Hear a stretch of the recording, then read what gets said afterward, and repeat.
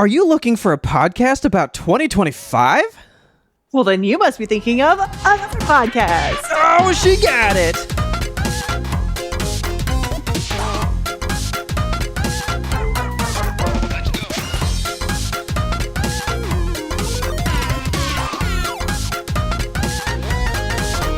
Why, hello, Kelsey. Oh, it's happening. New YMBToAP. It's 2026. 2026, baby. We made it. Can you believe it? I have not screwed up the year yet. I've actually been doing pretty good. 2024. Oh, that's really bad. It's been problematic because I applied for a loan recently and I put 2024 in all the fucking paperwork and they were like, what's going on? And they went, we sat on this for 2 fucking years. What's wrong with us? Dude, we owe interest on the form. God. Yeah. I'm ready to crack this thing open. Oh, okay, let's do it. You ready? I've had this Diet Coke on ice since 2025. Let's go. Oh, so excited about it. Spritzed me so spray you in hard. the face. It's excited to see you. Ooh, it's very delicious. Oh, yeah. We needed this. Did you know? Because it's 2026. Uh-huh. It's Olympic season. Oh, shit, it is. Winter Olympics. It's the Those are Winter right around the corner. Olympics. I know, I'm excited. Ice skating time. I fucking love the Winter Olympics. So good. I fully forgot the Winter Olympics were going to happen, which is kind of funny because our first I heard it on the topic news. here is... Oh, yeah. There you go. So, As a hockey fan, you'd think I should know when those are coming up. Because the hockey players always take off like 2 weeks while they're doing the Olympics. But yeah. I did want to talk about hockey for just a second. I feel like hockey is having a moment right now, all thanks to the gay Canadian programming heated rivalry. I was about to say, have you heard of that? Because I've heard a lot about it. I've heard of it. Every single person, not every, 3 people in my life are trying to get me to watch this TV show. And like 10 people in my life have watched the TV show. And I'm sure it's good. I'm sure it's fine. Everyone's like, you're a hockey fan. You like gay people. You should like this. I'm like, well, yeah, I guess. But like, I have no interest. Well, I'm excited for what. It's not Saltburn. I'll give you that. Well, yeah, like. But apparently the show's about yearning. It's not even about like the actual thing. It's not really smutty. Yeah. It's about the yearning. And I went, yearning. I'm good without that. It's fine. I'm sure it's a good program. I just don't care to watch it. That's kind of where I stand on it. I'm not against it by any means. I kind of wish it would stop showing up on my feed because every time I get faked out, I'm like, oh, a hockey post. And it's like men kissing. I'm like, okay, well, fine. But anyway, the Dallas Stars, they just unveiled, not just, a couple months ago now, they unveiled their new 3rd jersey. So teams always have a home jersey and an away jersey. And I need to pull up pictures of this because I want to like point to things while I'm talking about them. Okay. So teams always have a home jersey and an away jersey. The home jersey is going to be their team color. So for the Dallas Stars, it's green. And the away jersey is going to be in white. And the 3rd jersey is usually something a little inverted colors. They just do like, so for last year, let me pull this one up for you. So last year they had this one with the alternate logo on it. So it's like the outline of Texas. I do remember this one. Yes. I bought one of these. I'm a jersey addict. I have like one of each of them because I'm insane. Okay. This one I loved a lot. It was called Skyline Green because it's like the Dallas skyline. There's that one building, that has that like really bright green outline. Yeah, the big green weenie. Yeah. Yeah, I love that thing. So they took that color and they were like, let's make a jersey about that. And they did. And I loved it. And then they retired it this year. And I was like, nothing is ever going to top that jersey. And then they fucking topped it. Uh-oh. Okay. They released this fucking banger, which is very much a nod to the 1999 Cup run. So the inside of the collar says 3OT 1999 because we went to 3rd overtimes before we won the game for the final Stanley Cup. And I like for years, my dad and I talked about how cool it would be to have a new jersey for the Dallas Stars that was like the 1999 jersey, but like redone in the brand new colors. And that's Okay. exactly what they did with this one. And when they released it, they had like a whole ad campaign for it. And they had like the old players on there talking about it. They had Brett Hull, who scored Nice. the final goal. And they had Madonna, and they had like the goalie and everybody. And they were like, look at this incredible jersey. And I was like, this is the best thing I've ever seen in my life. Okay. It's just so pretty and perfect. And of course we bought one right away, and it's in my shelf now, and I'm going to wear it to the next game I go to, and I'm just so excited that it's here. And I know that a lot of you don't really care about hockey, but I'm just so excited that I have it. Go And back it's to the other one. Go back to the 2024. this one. I'm just like, why did I? Because I was like, ooh, weird, long sleeve, but like this one's long sleeve, and I was like, They're all long is this one long sleeve? Yeah, every hockey jersey is long sleeve. I don't watch hockey They're cold. They're on ice. because I was like, that's a lot of green arm right there, Yeah. but it didn't like stand out to me on the other one, you know? Yeah, typically, like that's the thing about this jersey is that it really, the shape of it stands out. It makes you look like the star because your head is like the fifth point. Yeah. Because the star points go down the arms and then two on the front, and it also has two on the back. No, it's So peak design. Like it's great. yeah, It's really good. so good. I love it so much. Like this is an iconic jersey, and I'm just so excited that it's here. And for Yeah. the first like several games that they played in these, they were unbeatable. They couldn't lose, and then they started a horrible losing streak in them. So I'm like, damn it, Yeah. please right the ship, because we're getting close to like end game of the season, and I guess we're like really midpoint of the season. But once February hits, like the Stars always fall the hell apart, and I'm like, this year is going to be different. We're going to do good, and we're Because going of the to win the cup jersey. in these jerseys, and my dad is going to be smiling down on it. So really hoping and praying. Yeah. And I'm just so excited. Like every single year I'm like, this is our year. But honestly, this is our year, boys. Let's do this. All right, let's see it. Let's see it when it happens. Yeah. So that is the Dallas Stars' new third jersey. Okay. Other things that I have done, we just kind of wanted to give you guys some like quick hits. Just go down the list of all the things and stuff we got up to. It's been, I mean, it's actually been like 2 months. Like Yeah, it legitimately has. 2 months. But I I'm think just we like, took exactly what 2 did I months do off. in 2 weeks? I only have like 2 weeks worth of stuff. I didn't even think about 2 months worth of stuff. I've been writing it down since we stopped recording because I was like, I'm going to forget everything. So I wanted Yeah. to make sure to at least touch on a few things that happened. So, for starters, I have been sick the whole time because I got COVID, and I got the COVID at what I believe, anyway, I got COVID at Motion City Soundtrack. I went to go see them in concert, and it was awesome. It was Yeah. everything I hoped it would be and more. I love that band. They're like such a critical part of my development Yeah. and a piece of me, you know? Yeah. And so like hearing them, seeing them, I was up on the stage, like belly to belly with the barrier. And it was just like so cathartic being able Nice. to shout those lyrics and just have a good time. But then I paid for it with COVID. So Yeah, it happens. it does. And I wish it fucking didn't, because like I was so pissed too, because I had just gotten my flu and COVID shots. I was like, cool, I'm all boosted up. I'm going to be good. Yeah. And immediately got COVID. I'm like, is this still a fucking thing? Like, I get so mad when I think about how COVID still exists. I'm like, with this, it all could have been avoided regardless. No, we're not going to talk about bummers. Well, so it's because it's a flu, so it's here forever. Yeah, it didn't need to be. I It wish didn't. wasn't this way.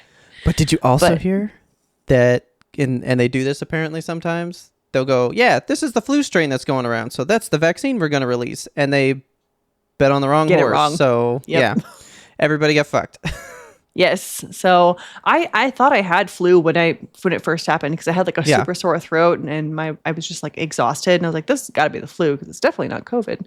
And took a flu test, and you get the flu A, B, and COVID test, and Richard did the swab, touched the thing, and it was like setting the sorting hat on Harry Potter's head. It was immediately like, oh, COVID. So I haven't taken one of those tests. You're like, the one Ever? that does this, and I'm like, well, because I've never really been sick like that. Because I Oh still shit, haven't dude. had COVID, and I haven't had the flu in a long time. So Yeah. Next time you have a sniffly nose, why not just, I mean, the tests are like $20, so they're not fucking cheap. Blech. But yeah, yeah. You just like get a Q-tip and you swab each of your nostrils for 15 seconds, and that part is gross. It sucks. yeah, And then you like dunk the Q-tip in a solution, and then you dip the solution onto your card, and the card is like, here's your what do you call it, the control line, and that one lights yeah, up immediately, and here's the line if you have COVID, here's flu A, flu B. And yeah, mine just immediately was like, oh, this is COVID, no fucking doubt. So yeah. so that happened, and then I got Paxlovid for the first time, which was very exciting. It's basically just the medication that you can get from your provider whenever you get COVID. It helps you get over it faster. And since I'm asthmatic, I qualified. And Okay. I think most people can qualify as long as you have some kind of condition. I mean, being fat qualifies you too. So go get your Paxlovid.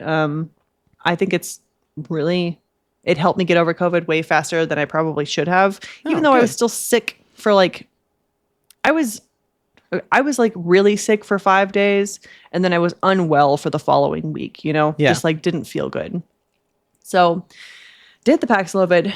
And during the time that I did Paxlovid, I was not allowed to take my trazodone, which is the medication I take for mental health and sleep. Yeah. And it's so funny the way that the life that we have works. Because I have lately been like, you know what? I'm sleeping good. I'm feeling good. I don't have any like sharp thoughts anymore. I Yeah. could probably go off of my trazodone and it would be fine. I'm going to talk to my doctor about that, because don't ever go off of your mental health medication without consulting your doctor. So I was like, okay, this is going to be a great trial run for me to not have trazodone. Yeah. And I was fucking miserable the whole Like day time. one. It was awful. It was bad. I immediately was like, I remember why I went on this medication in the first place. Like, I didn't sleep. I was having horrible spirals the entire time. I was like, my life is bad and I'm bad. And once I got through the Paxlovid and started taking the trazodone again, it takes a couple of days to like take Yeah. effect. But after I got back on it, I was like, okay, I'm not going to go off of that again. Cancel doctor's appointment. Boop. Yeah, I was like, I feel much better now that I'm back on these. So that's a reminder. Well, Take your pills. Speaking of your medical stuff, I just Yeah. wanted to tell you about this because I thought it was pretty Okay. funny, and I got to tell Stu about it. Stu just took a sleep test thing. Oh, big beef stew. But they put him like in a place. Like they didn't send something home with him. Yeah, they threatened to do that to me. I was like, I would much rather do it at home. Oh, he But- loved it. Really? Yeah, because he said they like kind of like tucked him in and they did all Aw, this stuff. fun. And they're like, Make okay. him a nice hot cup of tea. It was weird because it said, okay, so like close your eyes, move your eyes left and right. Okay, move them up and down. And I was like, is this like some weird like prepare your body for sleep thing? But it Yeah, was the them Konami calibrating code? their tools. Oh, damn. I was like, ooh, what a way to like trick you into sleep. Interesting. Yeah, I love then, that. But then they're like, okay, nodes are reading good. And I was like, oh man, this part of the story sucks now. But when he said I did the sleep test, I was like, oh, did they send you the thing to go home? Like, did you think it was a face hugger? And he goes, what? So I had to tell him about when you did it. And he goes, well, hopefully that doesn't have, because I'm wearing that one on the next run. Oh, my God. But his thing is he doesn't go to sleep. So he's trying to figure out why he can't fall asleep. Okay. And they want to just give him Xanax. And he goes, that doesn't, that's just drugging me. That's Yeah. not answering the question. Because he's like, plus that's addictive. I don't want to do that one. So he's like trying to figure out what's going on. But like he said that like he just doesn't go to sleep. Like he can't sleep. That's tough. I hope the big beef gets some answers. Yeah. So anyway, I was telling him about your whole like how you had to like duct tape it to your body so that it wouldn't get pulled off, and all of God. it got pulled off. I hated every minute of that. I'm very glad that I don't have to do it again. Yeah. But hey, you know what? I don't have sleep apnea, so go me. Yeah. Oh, he had 1,144 snoring incidents. That's too many. That's so many. Doesn't that mean you just snored every breath? Yeah, like every okay, that's did somebody sit there and tally it and they were like 1, I don't know. I'm 2. guessing. What counts as a snoring event? Is it one of those like is that a snore? I Or bet is I that 2 bet snores? anything. Just one little like That's snore. Yeah. the tiniest. I guess you have to be dead silent. Like you're just dead. Just and then you're good. Okay. They said he slept fine though. He said that he stops breathing once every 9 minutes or something. That's bizarre. And I was like, what fascinating data. Weird. I don't know what I'm going to do with Big Beef Stew's sleep data, but I enjoyed Write hearing it about down it. though. You know? I'm sure you'll have use for it in the future. This next thing I did is something that I think you'll find really cool. So I went to a Final Fantasy symphony, and I have always wanted to go to a video game symphony, it's but the fucking one I want to go to is only on a European tour, and I Yeah. don't think it's ever coming here. So That's I don't how care it then. goes. The ones that I would like absolutely kill to get a ticket to, they do a Phoenix Wright one, and we have like Yeah. a recording of it, which on a record, which is really awesome. Yeah. And I would love if they ever do like Dredge in real life. I would pay so much money to go to that, but I don't think that there's enough of an audience for that. Yeah. So the Final Fantasy one was amazing. I'm not really a Final Fantasy person, but Richard very much is, and his brother is too. So we went with his brother and his brother's friend, Yeah. and took them out, and it was such a good time. So like the conductor, I didn't know what to expect from it because I've been to like a symphony before, you know, where they just like play some songs, like here's Tchaikovsky or whatever, and it's all very like formal and you're not really like there to have fun. Yeah. You're really there to have fun, but it's not like entertaining, you know? But this one, so the guy came out and he was just like, who likes Final Fantasy? Are you ready? It was like the nerdiest conductor. He was like so... And then a fucking chocobo comes running by off the stage or Dude. something. They had so many like little weird... There were a bunch of cosplayers like in the audience and stuff. And there was also like several people that worked on the actual Final Fantasy music there too. Like he pointed to a guy in the audience and there was like, get a spotlight on this guy. Let's get a spotlight. And this spotlight fucking comes down from the ceiling. He's like, that's the composer of Final Fantasy 14. That motherfucker, he's cool. Yeah. And he's just Scream like at sitting him. in the audience and everyone was like, holy shit. Ah! Yeah. And like there were a bunch of cosplayers. I went to the bathroom before the show started, and as I was walking out, I walked past the most beautiful woman I've ever seen in my life. She has this like cascading red hair. She's in this incredible tight red dress with a slit that goes all the fucking way up. And I wanted to stop her and be like, you're incredibly gorgeous, but I was too shy. So I just like logged it in my brain and kept walking. And when I got out of the bathroom, I was like, Richard, there's a really pretty lady in there. And I told him about her. Yeah. He was like, okay, whatever, cool. And then we go sit down and the concert's happening. And then the guy's like, and now we're going to bring out the vocalist from Final Fantasy 14. And the fucking lady with the dress walks on stage. And I turned to Richard and I'm like, that's the woman from the bathroom. And he's like, shh. So I could have said, I saw you in the bathroom. I could have talked to her. I could have shook her beautiful hand, but alas. Yeah. Her name was Amanda something. I can't remember what it was now, but she was like an incredible like Philharmonic vocalist. And I had goosebumps. Like I love video game music because it's designed to put you in the game. You know, you're supposed to feel like the characters, you feel the emotions and the moments. It's so much more impactful, I feel, than... They're so much more suited because Final Fantasy is orchestrated music. They're not anything else. Like, this is literally how it is, and that's great. And they also had, like, the games playing on, like, huge screens behind the orchestra, too, so you could, like, watch the scenes that was happening during and everything. And it was just really cool. Like, I didn't recognize any of the music except for the Chocobo song. They did, like, a Chocobo theme. And I was like, I know that one. That's cool. And then the concert ended, but then it wasn't over because everyone was like standing and cheering, like, yay. And then the conductor came back on stage and he was like, you guys thought we were going to do the big song? We're going to do the big song. What's the like, big everybody song?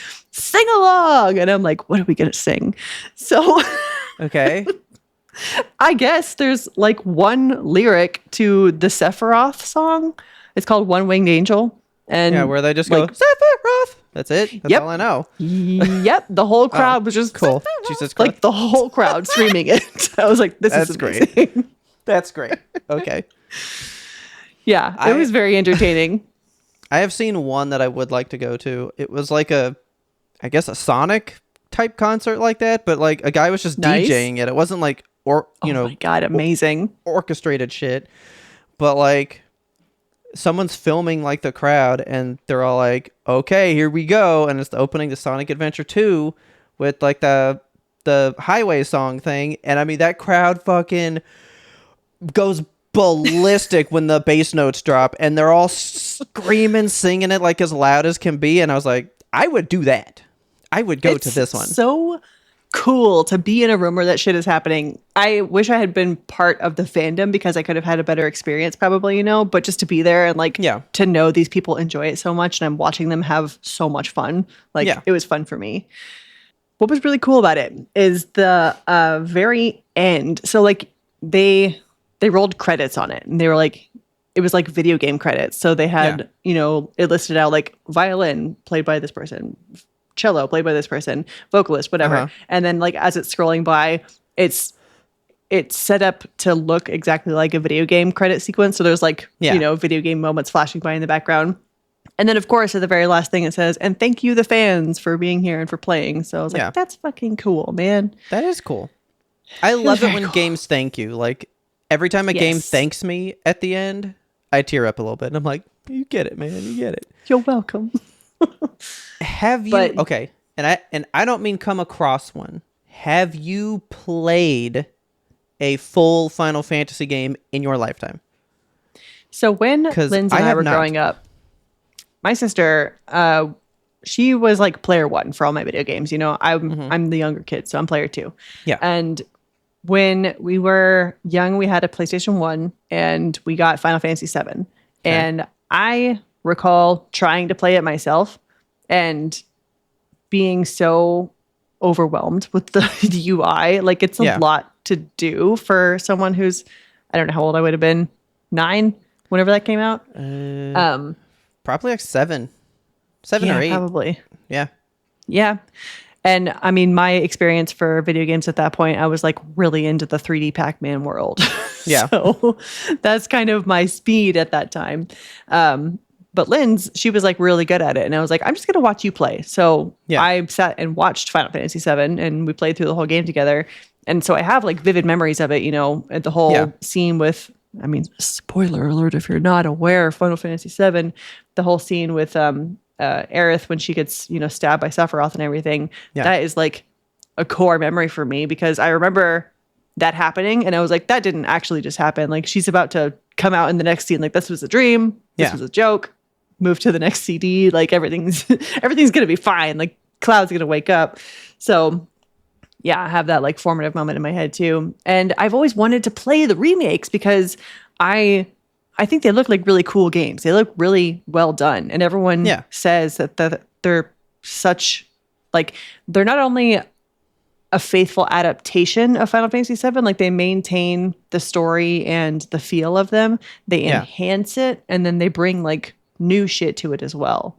Yeah. So after this and after the car ride home with Richard and his brother's friend all talking about how much they love Final Fantasy, I was like, I think I want to play Final Fantasy VII Remake. And Richard was like, okay, let's get you set up with that at home. So we get home and we play it.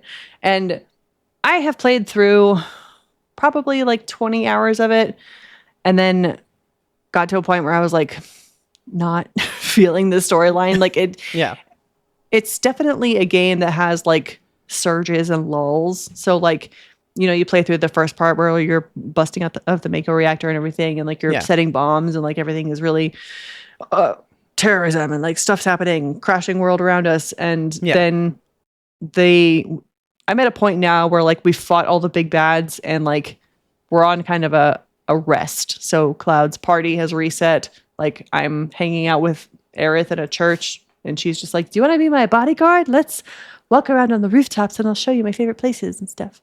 And that's been the last hour or two of the game, and so I haven't played it in a couple of weeks because I got bored. But That's the how game I is feel about all of them though. Like I've played 10 hours of 10, and then I stopped. I've played 13 a little bit, stopped. Like I've never played through a full one of them ever. Yeah, like they have really good characters and they have really good story, but you have to sit with it, I think. And it has to be a world that you want to sit in. Yeah. And I mean, they're fun for sure. They've redone the combat to where it's like it's no longer turn-based, but you still have all the same shit available to you. So you have your limit break, you have your specials and whatnot. They just operate differently, and you're doing it more like an action RPG combat style. And you can swap back and forth. Like I want to be Barret, I want to be Tifa, I want to be Cloud, and just like go around the battlefield and do different things, which is neat. Yeah. But for me, I don't want to really do all that. The combat is pretty simple. Like you just kind of hold square or press square, depending on how fast or hard you want to attack. And that's the extent of it. So I'm struggling to find a balance with it to where it's like challenging enough to keep me engaged, but not so involved that I'm like, I don't want to learn this. Yeah. So kind of in the middle on that. I'd like to keep playing it. I just need to kind of sit down and get back into it. So yeah. The world is beautiful. I talked a little bit about it in Discord, how every single person has their own dialogue or whatever that they're going on about, but it's like fucking overwhelming. So like, see, Assassin's Creed's been doing that for a long time, so I'll be able to tune them out. I can't. Because I'm trained in like the text-based RPG type of stuff where like you go to a person and they have a thing to say and you sit and listen to it and they're very important. Whereas these people, like you're just walking through a train and someone's like, I lost my teddy bear. Yes, like they're just shouting whatever's on their mind. And I'm like, is this important? Hold on. But yeah. So it's fun, but it is what it is. I mean, I'll probably go back to it at some point. I've been playing a lot of games though, and I want to just like quickly touch on a few of them. So I played a new one called Humanity. It's like humanity, but a Z at the end. It's a new zombie game. It's very much in the vein of Project Zomboid, but it's more like of a 3D type one. It's a top-down one still, but it's like, I guess isometric is probably the word for it. I'm not sure. But it's a little bit more involved than Project Zomboid. It's got more interface and like more of a quest-based system rather than an open world. So you have like things that you need to do, like go get the radio tower up and running. So it's really fun. I liked it a lot. We kind of hit the end of where they are in development because it's pretty new. It's still in beta, I think. So we played for probably like 10 hours, had a good time with it. I would recommend it if you're into zombie games. It's just a good time. Another game that I played is called Schedule 1. This one is addictive as hell. So it is a like drug kingpin simulator, and the animation style is really stupid and like very low poly. Everyone looks like a Rick and Morty character. And basically it's a crafting simulator for drugs, and like you like water the weed, plant the seeds, like trim the buds, you bag them up, you go sell them. And I have had so much fun just like skating around the town and like evading cops and selling weed. We're starting to make meth. We're starting to like mix it in different ways and get new recipes.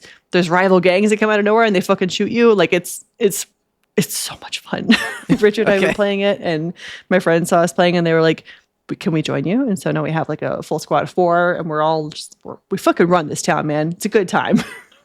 So I recommend Schedule 1 if you're into like crafting simulators or any kind of, it's very much a management sim too, because you have like employees that work in your meth lab, but you also have like people that you like addiction that you have to manage on the streets because all your people are going to like find out where you live and come raid your shit. So there's dealers that you have to deal to, and it's suppliers that you have to make happy. It's all very deep and fun. And I'm surprised at the depth of it for such a silly little game.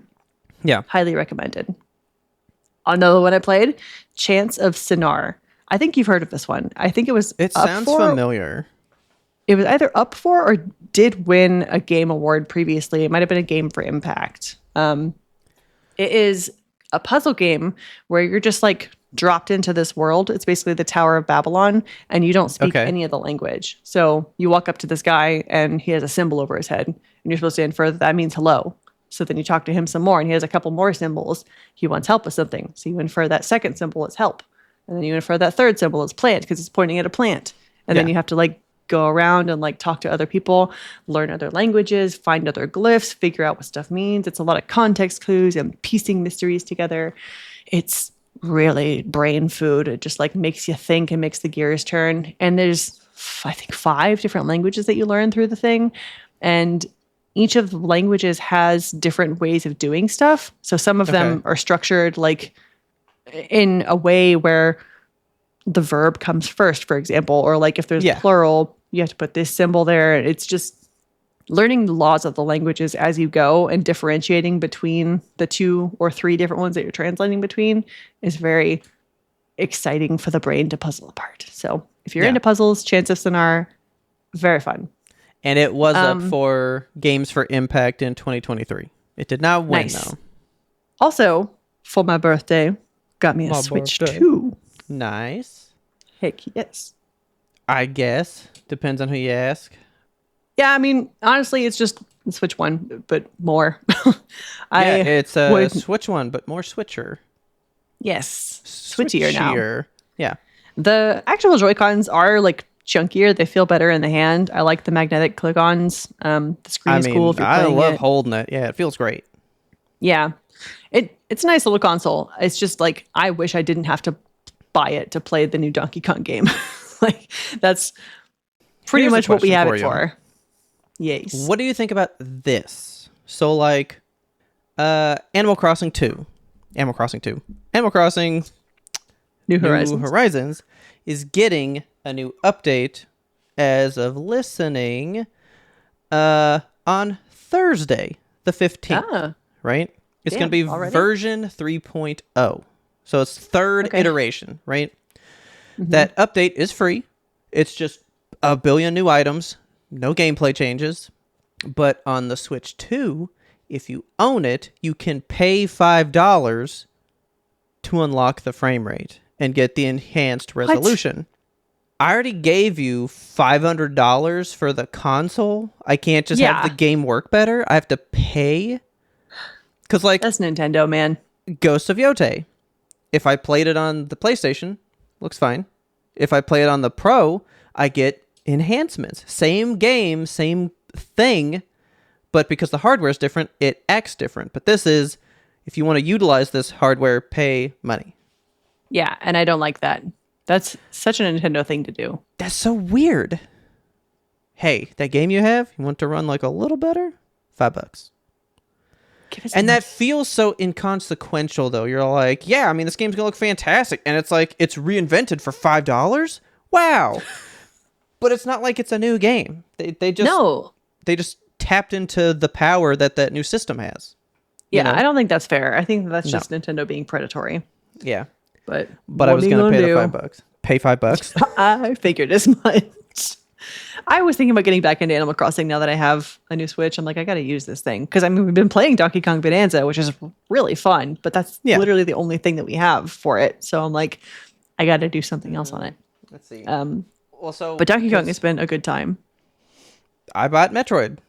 That came out December 5th. I've played 13 minutes of it. And it's January 8th. I haven't done anything for the most part. Like, I haven't had time for it. I have to like sit down and do it, but I played it the day it came out, and then that's it. We haven't even finished Donkey Kong, actually. We haven't finished it either. Like, we played a lot for a week when we got it, but it's been a few days since we picked it up. I think because we've been playing Schedule 1. You were like, that's a lot of screaming and a lot of punching.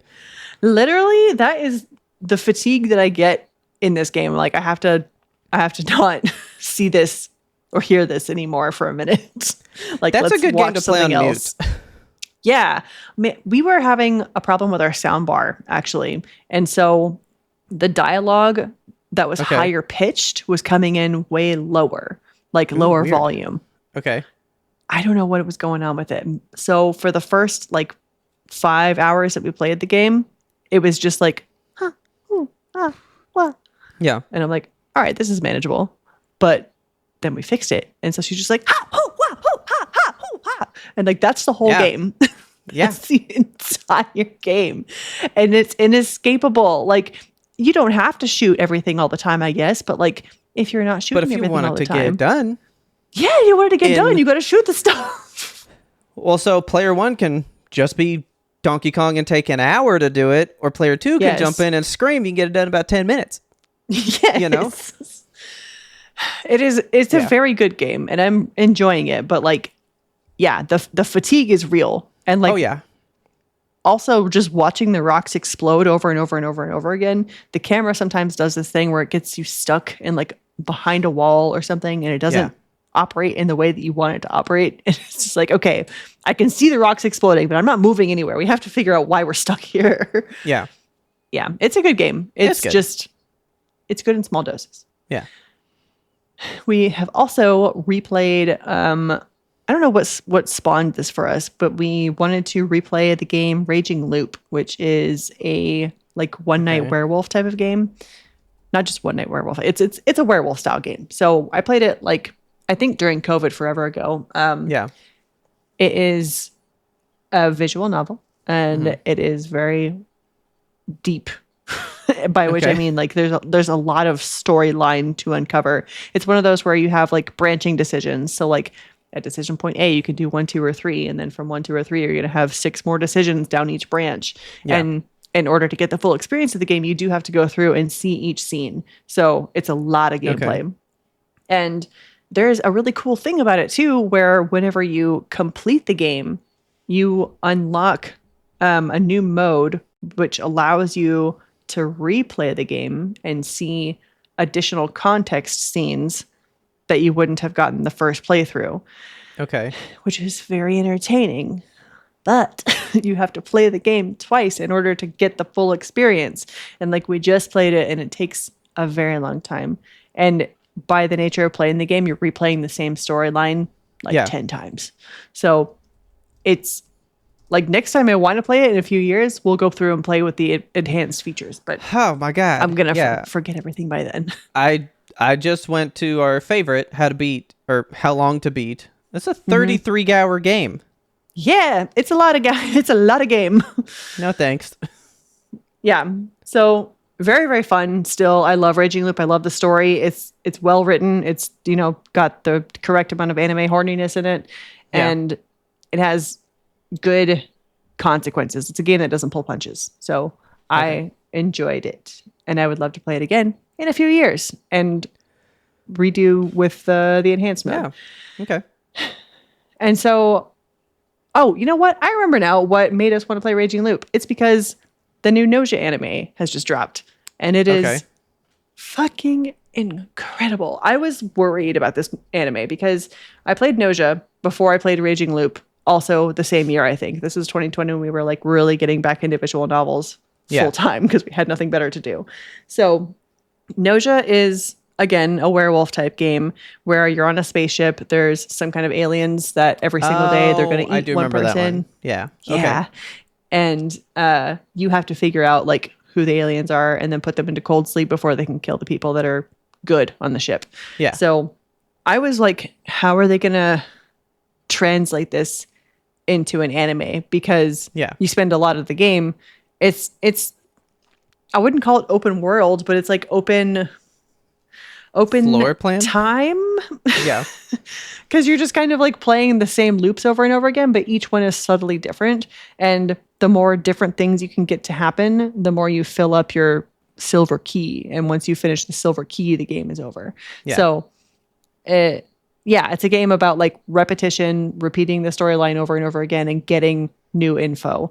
And I was like, that's going to be a pretty boring anime, but they actually did a super good job with it. And Yeah. I think that if you are into the werewolf type gameplay, but you don't want to succumb to, 50 hours of trying to get the game to behave for you, I think that the anime is a great dip into this. So check out Nausea, please. I think that the art style is also super beautiful. I was wondering how they were going to do it because the game itself is like really painterly, and seeing that style translated over to an animated version would be I didn't know how that they were going to achieve that, but they Yeah. achieve it like with perfection. It's so good. Okay. And all the characters have the exact same personalities that they do in the game. Everything is a very faithful transliteration. It's Yeah. done greatly. And I had a fun time with it. I want to say the first season is completed, but I don't know for sure.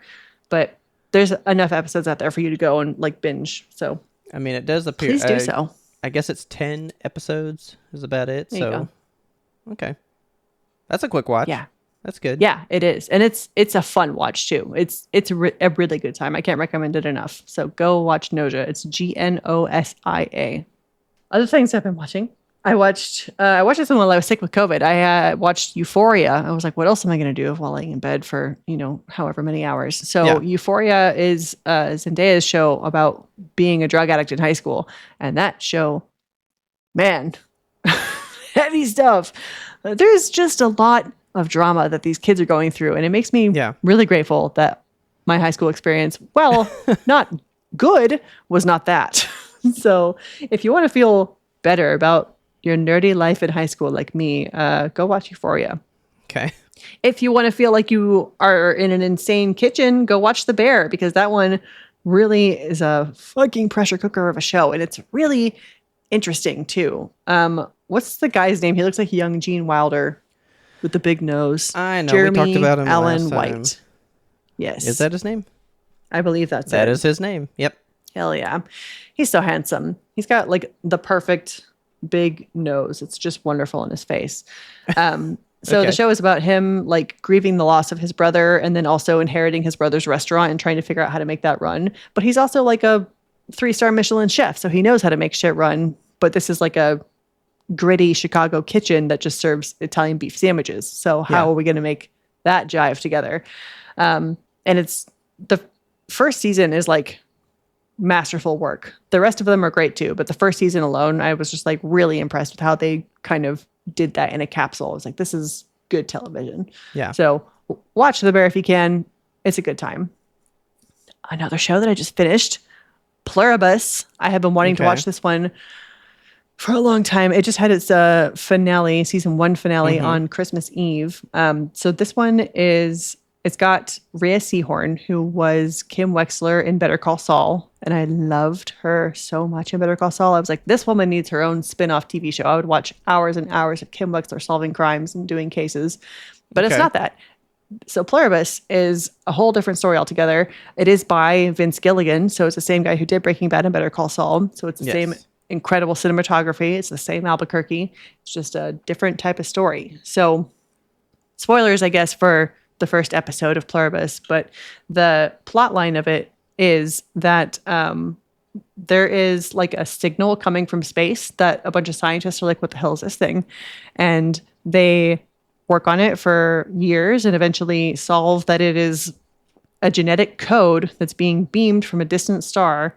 And once they get that code, they inject it in some rats. The rats bite some people, and it is code to create the hive mind. So to have everybody's brains all be interconnected. Yeah. And the whole world gets taken over by it, except for 13 people. Okay. So the show explores like, what are those 13 people going to do? And our lead actress, Rhea Seehorn, is one of the 13. And it's so interesting in terms of morality. Like, it really, I think honestly, this is one of the shows that has made me think the most since The Good Place.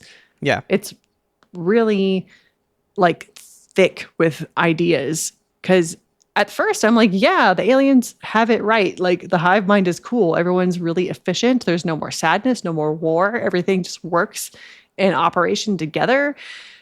But Rhea Seehorn's character is very against it. And I'm like, why are you so anti? And then throughout the show, you kind of like are moved to be more on her side. So it does pose a lot of like really fascinating moral quandaries, and it's just a really good time. It's got highs, it's got lows, it's sad, it's funny. I am literally laughing out loud at it on the couch. So I can't recommend it enough. Pluribus. I have heard a lot about it. I think I just sent you a TikTok about it the other day. How nice. They were basically saying how modern TV is developed and created for the person that scrolls on their phone. So you'll have a lot of moments where just like you know when it's time to put your phone down because, this is it telling me what the show's about. And Stranger Things does it a lot. And they were like, Yeah. Pluribus is an example of show, don't tell. And so they bring up, I mean, not huge spoilers, but they bring up the like Roman candle thing. And they were like, that Yes. scene only makes sense if you had paid attention to a moment like 2 shows before. Yeah. Because it's not told to you, but you have to be watching it. And so it was saying the difference between televisions that, like TV shows that are like, you need to be paying attention, or it's fed to you. Are we going to talk at all about Stranger Things? Like, I haven't watched it, and honestly, I'm not going to. But I know that you did. I can throw it in my stuff. That's fine. Okay. Yeah, I want to hear about your experience with it. I mean, everyone's seen it, so spoilers is not a problem. Yeah. It's fine. I did watch a couple of movies that I wanted to touch on very quickly. I watched Weapons. Okay. That was a fucking experience. It's I don't know what I have time, to say about Weapons other than like, yeah, that happened. I really enjoyed watching, I forget what the lead actress's name is. She's Ruth from Ozark. She's just If you want to perfect in everything she does. you're gonna have to She's so good. Yeah. Yeah, she's good. She's just the best. Here. So I enjoyed her performance. Is your favorite scene not when she goes into the store and it's in front of her and it's tracking her and you keep seeing the person coming behind her? Great shot. Love that shot. It was so good. It was that was legitimately a scary movie. Like, it was good. I enjoyed it. Like, it's just weird. And you can feel that it was created weird. Because, like, the guy, remember when I discussed it, he even said, yeah, I just started writing it and then went, what are we doing here? And then I said, it's a witch. And then all of a sudden it becomes a witch movie. You can feel that when you watch it knowing that. Yes, for sure. It's a weird time. What about that ending chase scene, though? Comical as fuck. I loved it. Ridiculous is the only word that I have for it. Like, so over the top. Like, I loved it. It was just fucking weird. And the movie ended very suddenly, too. It was just like, well, that's how the story goes. Yeah. Bye. I mean, I don't love that movie, but it's a movie. I respect that movie. Like, it had its story. It came in and told it, and it did exactly what it was going to do. Yeah, and I'm fine with that. Yeah. Okay. This other movie, have you heard of The Plague? I don't think I have. No. Okay. I kind of want you to watch it, but I don't want anyone to watch it. Like, that means I'm going to love it then. I think you will, 100 honestly. On Rotten Tomatoes? You know it's pretentious as fuck. I mean, okay, so it's billed as a horror movie. I think, honestly, if it had a different soundtrack, it would not be billed as a horror movie. One of the weird things about the soundtrack is that, like, there's some, sure, that's music, but a lot of, like, the intense moments are, like, beats made up of some guy just going, like, and, like, layering that over and over again. It's just, like, monkey noises. It's what, just supposed to be, like, a mindfuck kind of movie, I guess? Not even a mindfuck. Okay, so it's about these, like, 12 and 13-year-old boys in the year 2003. So it's like when we were 12 and 13, really puts you back in the shoes. And they are just, like, at a water polo swim camp. So they're a bunch of rich, entitled kids who are at swim camp for a couple of weeks in the summer. And just, like, the antics that they get up to. So it's kind of a coming of age movie, but it's also heavily about bullying. And that's where the horror element comes in, is, like, it's about this kid who has eczema and he has an eczema flare and everyone's like, oh, it's the plague. Like, are you aware of fucking Diary of a Wimpy Kid? Yeah. Do you know the cheese touch? Kind of, maybe. It's this stupid story about, like, there was a piece of cheese that laid on the blacktop for months and months, and a kid touched it, and then he had the cheese touch, and that's transmissible by touch. So, like, everyone's giving each other the cheese touch, and finally one kid, the foreign exchange student gets the cheese touch, and because he doesn't speak English, he doesn't know what it is, and then he takes it back to Germany, and, like, the cheese touch is gone. Okay. So, okay. Nice. This movie is kind of like, what if the cheese touch was horror? But it did win Best Picture at Fantastic Fest this year. See, I was going to say, I think this is a Fantastic Fest movie. So I think you would like it. It's just really, it's not a fun movie by any means. It's just Yeah. watching like a couple of kids get bullied really hard for like an hour and a half. I will download it and try it out. Yeah. It literally came out Christmas Eve this year. Yeah. Wow. It's Okay. literally, we had to use up our free tickets at Alamo Draft House because they were going to expire on the 31st. So we were like, what the okay. fuck's in theaters right now? This is the only thing. Let's go watch this. Gotcha. So Okay. that's how we ended up seeing it. It had actually just one showtime and Okay. nobody was in it. There was like us and maybe 3 other people. Yeah. And it was a really immersive experience because one of them had like horrible BO. And it was very much like I was in the locker room with these children. Yeah. So don't watch The Plague or do. It's Whatever you want to do. whatever you want to do. Okay. I don't have as much to tell you about. I didn't go back a month. I only went back 2 weeks. I didn't go to all the time that we haven't recorded. But I did see the new Avatar movie. Mm-hmm. It's fine. Avatar, Fire and Ice, whatever it's called. It was good. I think they oversold the like new people because they're like barely in the movie. Oh. Like it's just the way of water again. Like we are mostly in the water again with the whales again. Like it literally ended and Taylor went, so we just paid for Way of Water 2.5. Man. Like the story's fine, but then James Cameron is also saying he's done with all those characters. Nothing ended with them. Okay, he's just like, I'm done playing with my dolls. I'm going to put them up now. Well, he wants 4 and 5 to be about new people now, which doesn't make sense because this family is not done. There's still more happening, and there's the fucking general guy from part 1 is alive as an Avatar person from part 2. Well, they do another fake out death at the end of this one, so he's not dead. Nothing's concluded. This would have to continue. This is like Primal ending, where it's like, you want to do something totally different now? I'm not satiated with this, you know? I've seen a lot of criticism about Avatar, and it's funny because it's always met with like, the biggest criticism is like, these movies have no cultural impact. Like they come out and everybody talks about them because like, oh, the blue people, but like they don't actually do anything for cinema and they don't do anything for the world at large. Part 1 did. I guess. And then 2 and 3, no. But even part 1, like what impact did it have on cinema? I would like to hear from you, like a cinephile, what this movie means to cinema.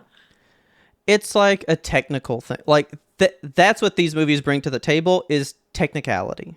Like you can go to these movies and get CGI like in the olden days. You're not going to see it and go like, that looks like shit. You're going to be like, that's real. That's for real. So CGI still works. I did happen to see it in 3D just because that was the showtime that there was. And the 3D was fucking remarkable. Again, like he's good at the technical stuff. It looks amazing. And then he plays with frame rates in this one. So like the movie will be in 24 frames when like we're talking, but in an action sequence, it's 48 frames per second. Okay, it's like Spider-Man. Every time they were flying and every time they were doing this, it looked fucking crispy. It looks so good. And I was like, are they bumping this up to like 60 frames? What the fuck is going on? And then I read later, yes. In fact, he was doubling the frame rate in certain scenes. And apparently that's because when it's in 3D, that's the only way you can make it not like... You ever go to like a 3D movie and like your eyes hurt a little bit through the movie? Yeah. I mean, I've only ever seen 3D when I was probably like 13 and I was like, I don't want to see this again. Okay. The higher frame rate makes your head not do that. Okay. Like he's like developed the science behind how 3D works good and stuff. And his motion capture is fucking beyond compare. It's crazy. He developed brand new ways to film in water. Like it is good for, but like no one else is doing it, which is the thing. Like it is masterclass, but nobody's spending that amount of money because he's basically spending his money. Yeah. It's a masterclass on how to be James Cameron is what it is. And like, do we need that? I mean, Not really. part one was amazing. Part one was a visual, like, that movie, if you had never made 2 or 3, we'd still talk about it in some crazy way. We only really talk about 1 now because we want these 5 sequels that he planned out. And so, like, we're forgetting why part 1 was cool. Because now we're waiting for more. Like, we're shifting on, like, a newer... Because we're expecting things. Like, movies that have ended decades ago. We wouldn't be talking about them if we were waiting for a new one today. But we reminisce on them then because they are what they are. They existed in that time.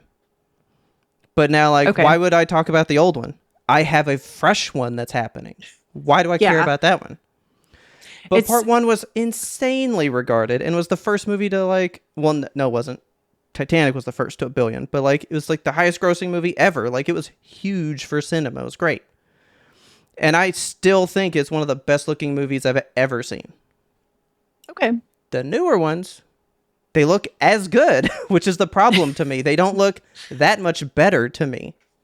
Yeah, I think that the movie has its fans, and that's like the vocal majority who are responding to the criticism. They're like, there are literally dozens of us, you know? Like, there's people that really, really love the avatars. There's avatar furries, you know, that like dress up and go to cons and whatever.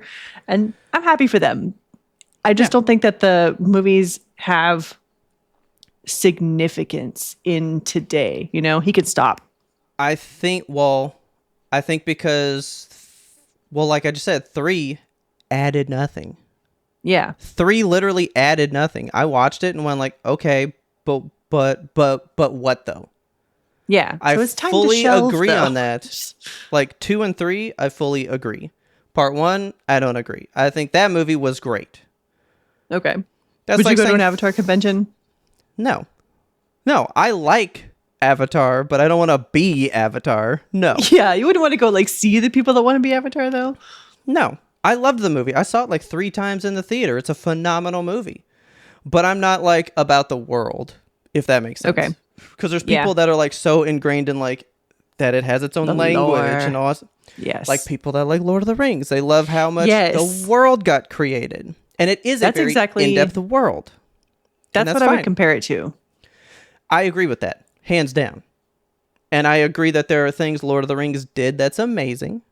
But I don't think it's the greatest thing ever. And I don't think Avatar is the greatest thing ever. But it does have a place in cinema, I think. Okay. The next 2, can't say that. But 3 was okay. Like, it was fine, but nothing, like, basically, if you've seen part 2, you're in the same place as the end of that one. That's it. The end. I mean, I still liked it. You know how I told you when you watch a Star Wars movie, you just can't fucking beat like their fight scenes, like all their action sequences of like ships flying, like all their dogfights, unfucking matchable. You can't beat it. Yeah. James Cameron is great at action movies. It's a fun action movie. You can't help but get wrapped up in this movie when the action's going on and not fucking feel it. It's great. He even straight up calls back to like half of his movies that he made. He has Sigourney Weaver straight up go, "Leave my daughter alone, you bitch," from Aliens and shit. Okay. But like, I do think Avatar toots its own horn a little bit. I don't think it is so life-changing. I think they're good movies. They're good movies. Part 1's a great movie. 2 and 3, good. They're fine. All right. So I wouldn't recommend going to see that one unless you just want to see a visual spectacle, because it is visually a fucking spectacle. But if you think that the Ash Clan matters, you're wrong. They don't. In fact, if I was going to see an alien movie, Predator Badlands is way fucking better than that movie was. And it's half the length, so there you go. I watched a thing that I think you're going to be like, "You did?" I just randomly turned it on because there was nothing else on Netflix at the moment. And I was like, well, I've heard about this one. Why don't we watch Delicious in Dungeon? Oh my God. This is not at all what I thought you were going to talk about. I know. Did you love it? I liked it. I didn't love it. I love it but, so much. But that's a hard show. I didn't expect the horde that comes with that show. it goes fucking places that you wouldn't expect it to go. I don't know if like the new season is coming out soon because I've had a couple of friends be like, I'm just gonna rewatch Delicious, and that's why they're pushing it. That's why they're recommending it. I'm fucking ready for it. I'm gonna have to rewatch. That's why I'm glad I just watched it, because it ended on nothing.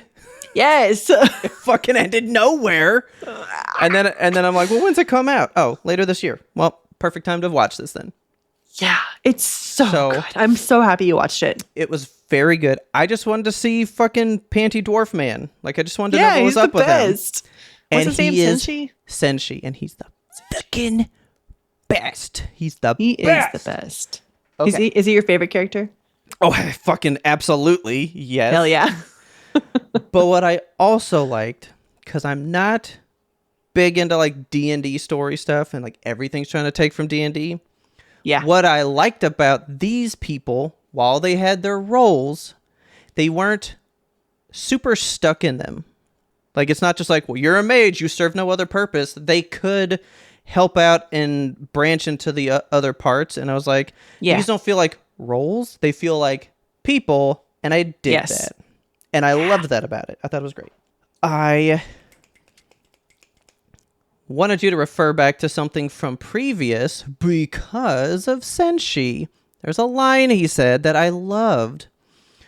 Somebody was, Marcel was yelling at him about why he doesn't like magic or something. And he goes, because to take the easy way out is to lose the skills that like we have.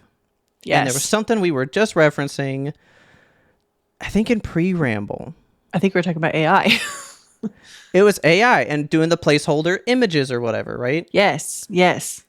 That's Senshi's whole thing, is what you were making the case for. Like, I get it. You can just throw an image in, you save like 10 minutes, but at what point does that degrade on your creativity in your brain? Because you don't even get that micro creativity moment. Like, yeah, I need dirt real quick, but like, I get to splurge on this half-ass asset, you know? Yes. Senshi fucking was saying that, man. Fully vibe with that guy. He's great. Also, I was kind of getting over that show. I was like, why? I'm ready to be done with this show. And then Senshi's backstory came in and I went, this is exactly what I needed to reinvigorate me back into the show. Good. All right. This is the best. Love this guy. He's literally the best. He's hands down the coolest dude ever. He rules. Season 2 is this year though. So I watched Delicious in Dungeon. It's not Food Wars level food on the table, like how it's animated and stuff. It's not the best anime food, but it's fun. I did think it was a fun show. Yeah, it's a good time. I highly recommend that show to anybody who. You don't even have to care about D&D. You don't have to care about anime. No. You don't have to care about anything. Just like, it's a fun watch. It was fun. I really can't think of anybody I didn't like. Except for the other party guy that, like, their party kept dying. Yeah. And he was, like, in charge of them. I don't like that guy. He's a little fuckwad. He sucks. He's got something shady going on. I don't really trust him. But so we did watch that. That was a fun time. When my brother was here for Christmas, his idea of Christmas was let's play every Resident Evil game. Okay. So we made it through 0, 1, and 2. So we made it through 3 of them. You ever played Resident Evil games? I played like 1 or 2, maybe. Not through the entire way. They're kind of just good. I don't really care about the story because they don't make sense. But you know what? They're good spooky times. I had never beaten 0 all the way through. That game was fucking great. I enjoyed that so much. It was fantastic. Good. 1's a classic. 2 I played a long time ago. That one was still good. We started 3 and then didn't get to finish it before we left to go back home. But 3 was a little rough. It was fine. But we were playing them all on easy so we could just like crank them out. They're a lot better on easy mode. Just pop a zombie twice, keep pushing. It was great. So I can just focus on puzzles and a fun time. It was a good time. I loved it. Sometimes you just like to play on easy mode. It feels nice. Resident Evil easy is perfect for me. I don't think I'm ever playing one on normal ever again. Because I don't like games like that. They're stressful. And not because they're too scary, but I hate going like, I only have 8 bullets, and I know this boss is going to take like 30. I don't know what to do. Yes. And then I have to like really invent a new way to fight. Like, I just don't want to deal with that stress. So it was great to just go like, I'm walking into this fight with like 10,000 rounds. I think I got this. I think I'm just going to fill them full of lead. Yeah, it was great. But they're fun. Resident Evil is a fun time. And I want to finish the rest of them because then I got 3, 4, 5, 6, 7, and 8. And 9 comes out next month, actually. Hell yeah. And 9 looks scary as fuck. I'll send you a trailer. It looks very spooky. So Resident Evils were good. Speaking of spooky, I did finish Welcome to Derry over our break. That is just top tier. Great show.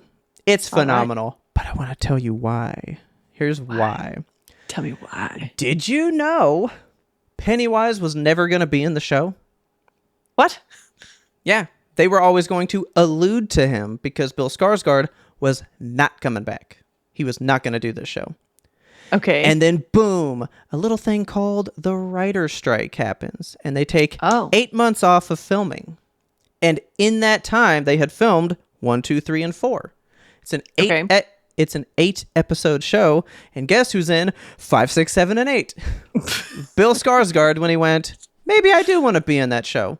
And they used him up, and he was killing it. Used him up. And it was great.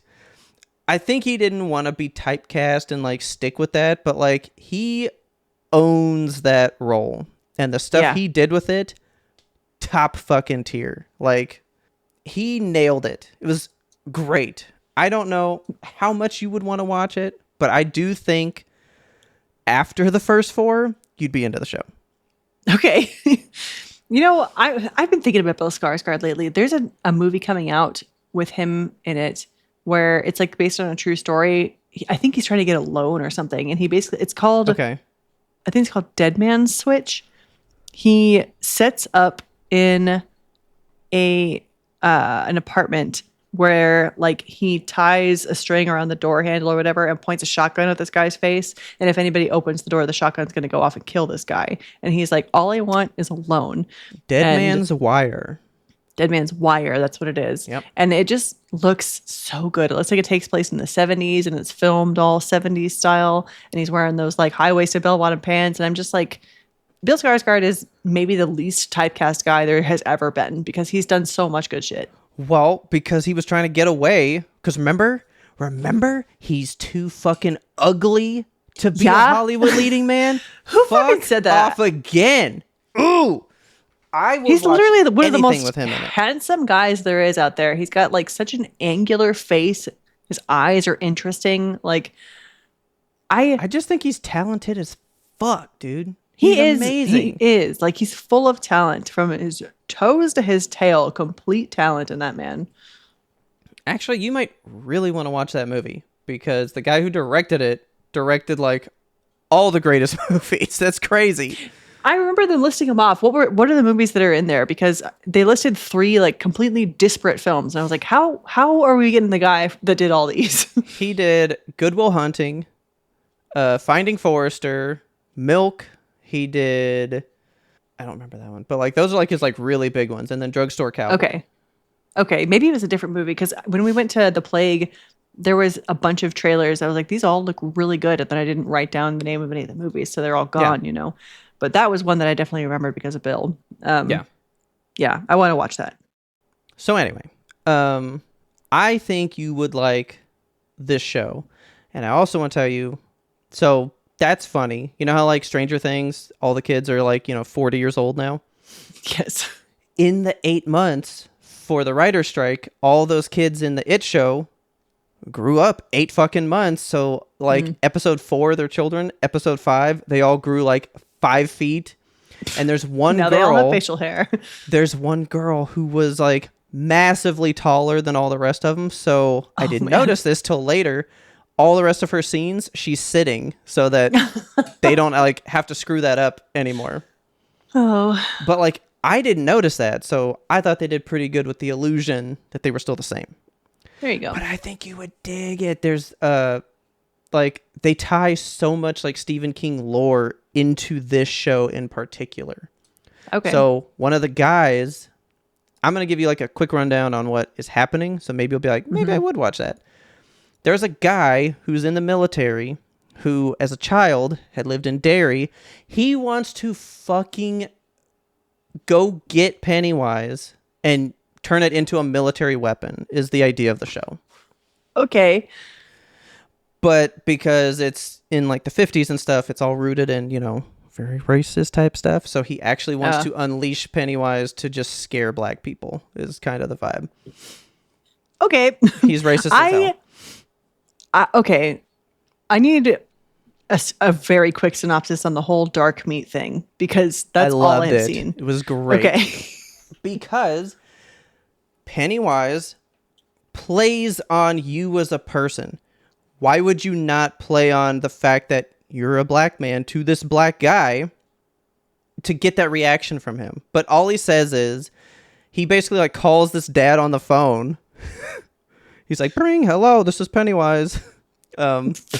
He's like, "I've got your boy," and he's like, "Give me my boy," and he goes, "I hear the dark meat tastes twice as sweet," and that's it. That's all that gets said. Okay, there was just Like, so much. That's it. Uproar about that, and I'm like, oh, I know. I don't know what the context is for this.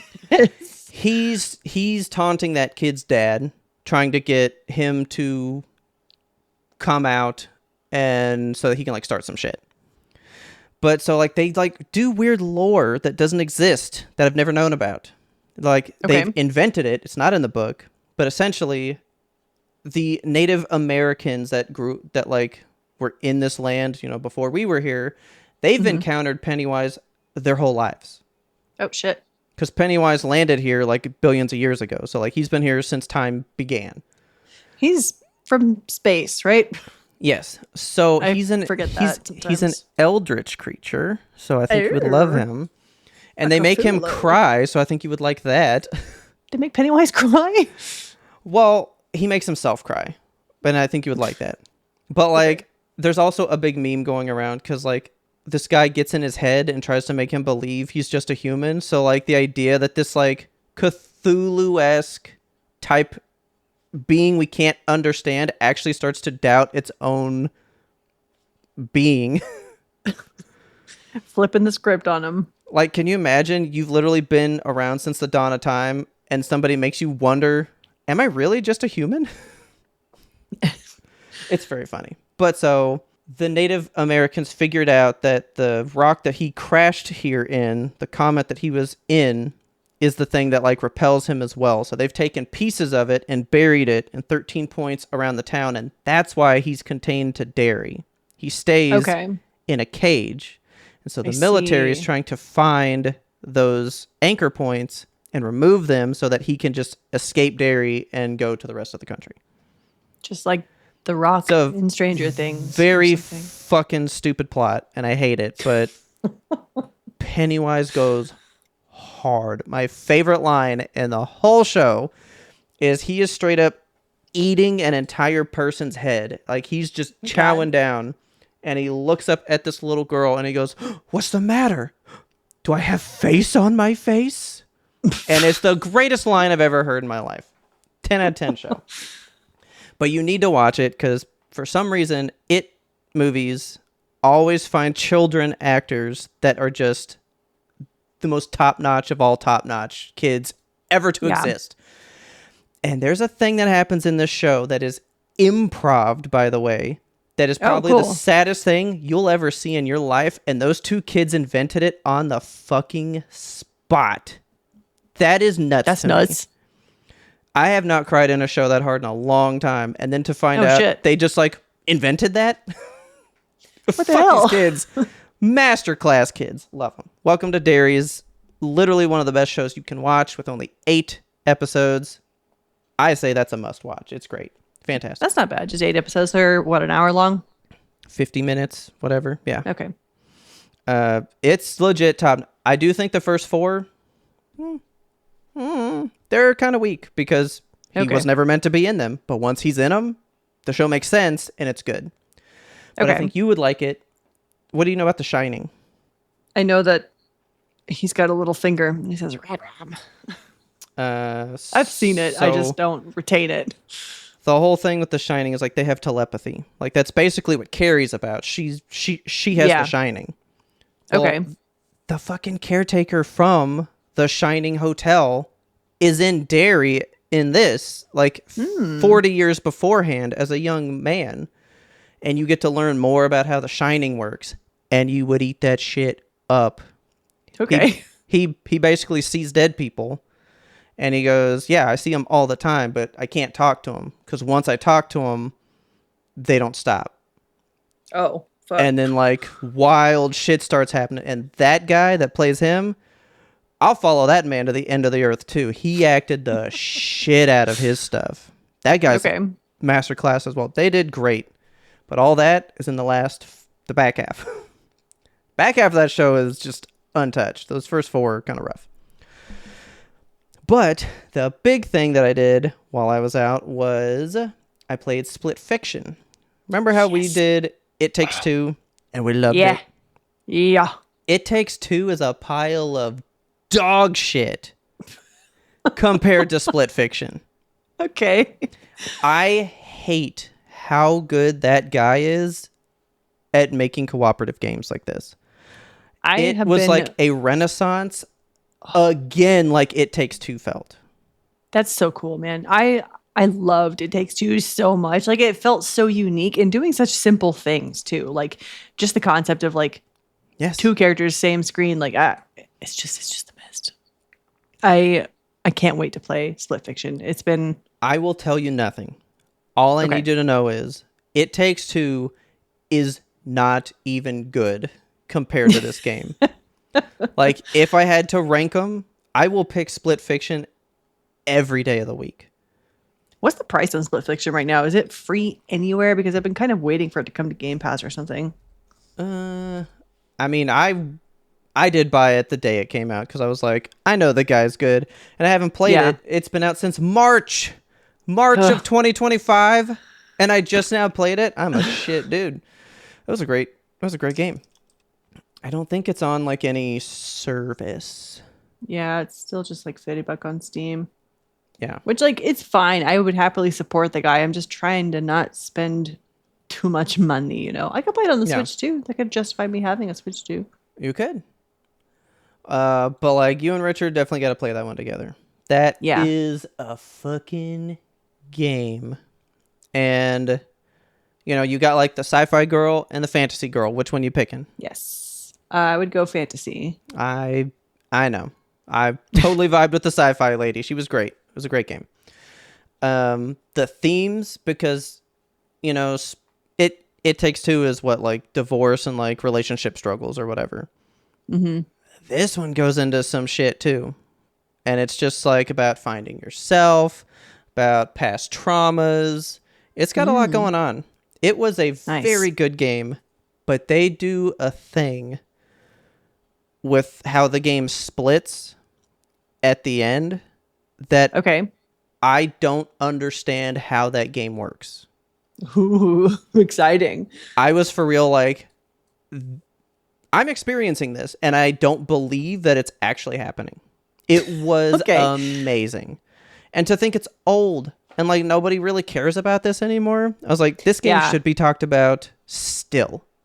It really went like quietly into the night. There was no fanfare like there was with It Takes Two. Yeah. This game was the fucking best, and it was up for 4 Game Awards and didn't take home a single one. And that's nuts. That's all because of Claire Obscura, though. Claire Obscura took everything on the planet. It truly did. Split Fiction definitely needed multiplayer family game, I think.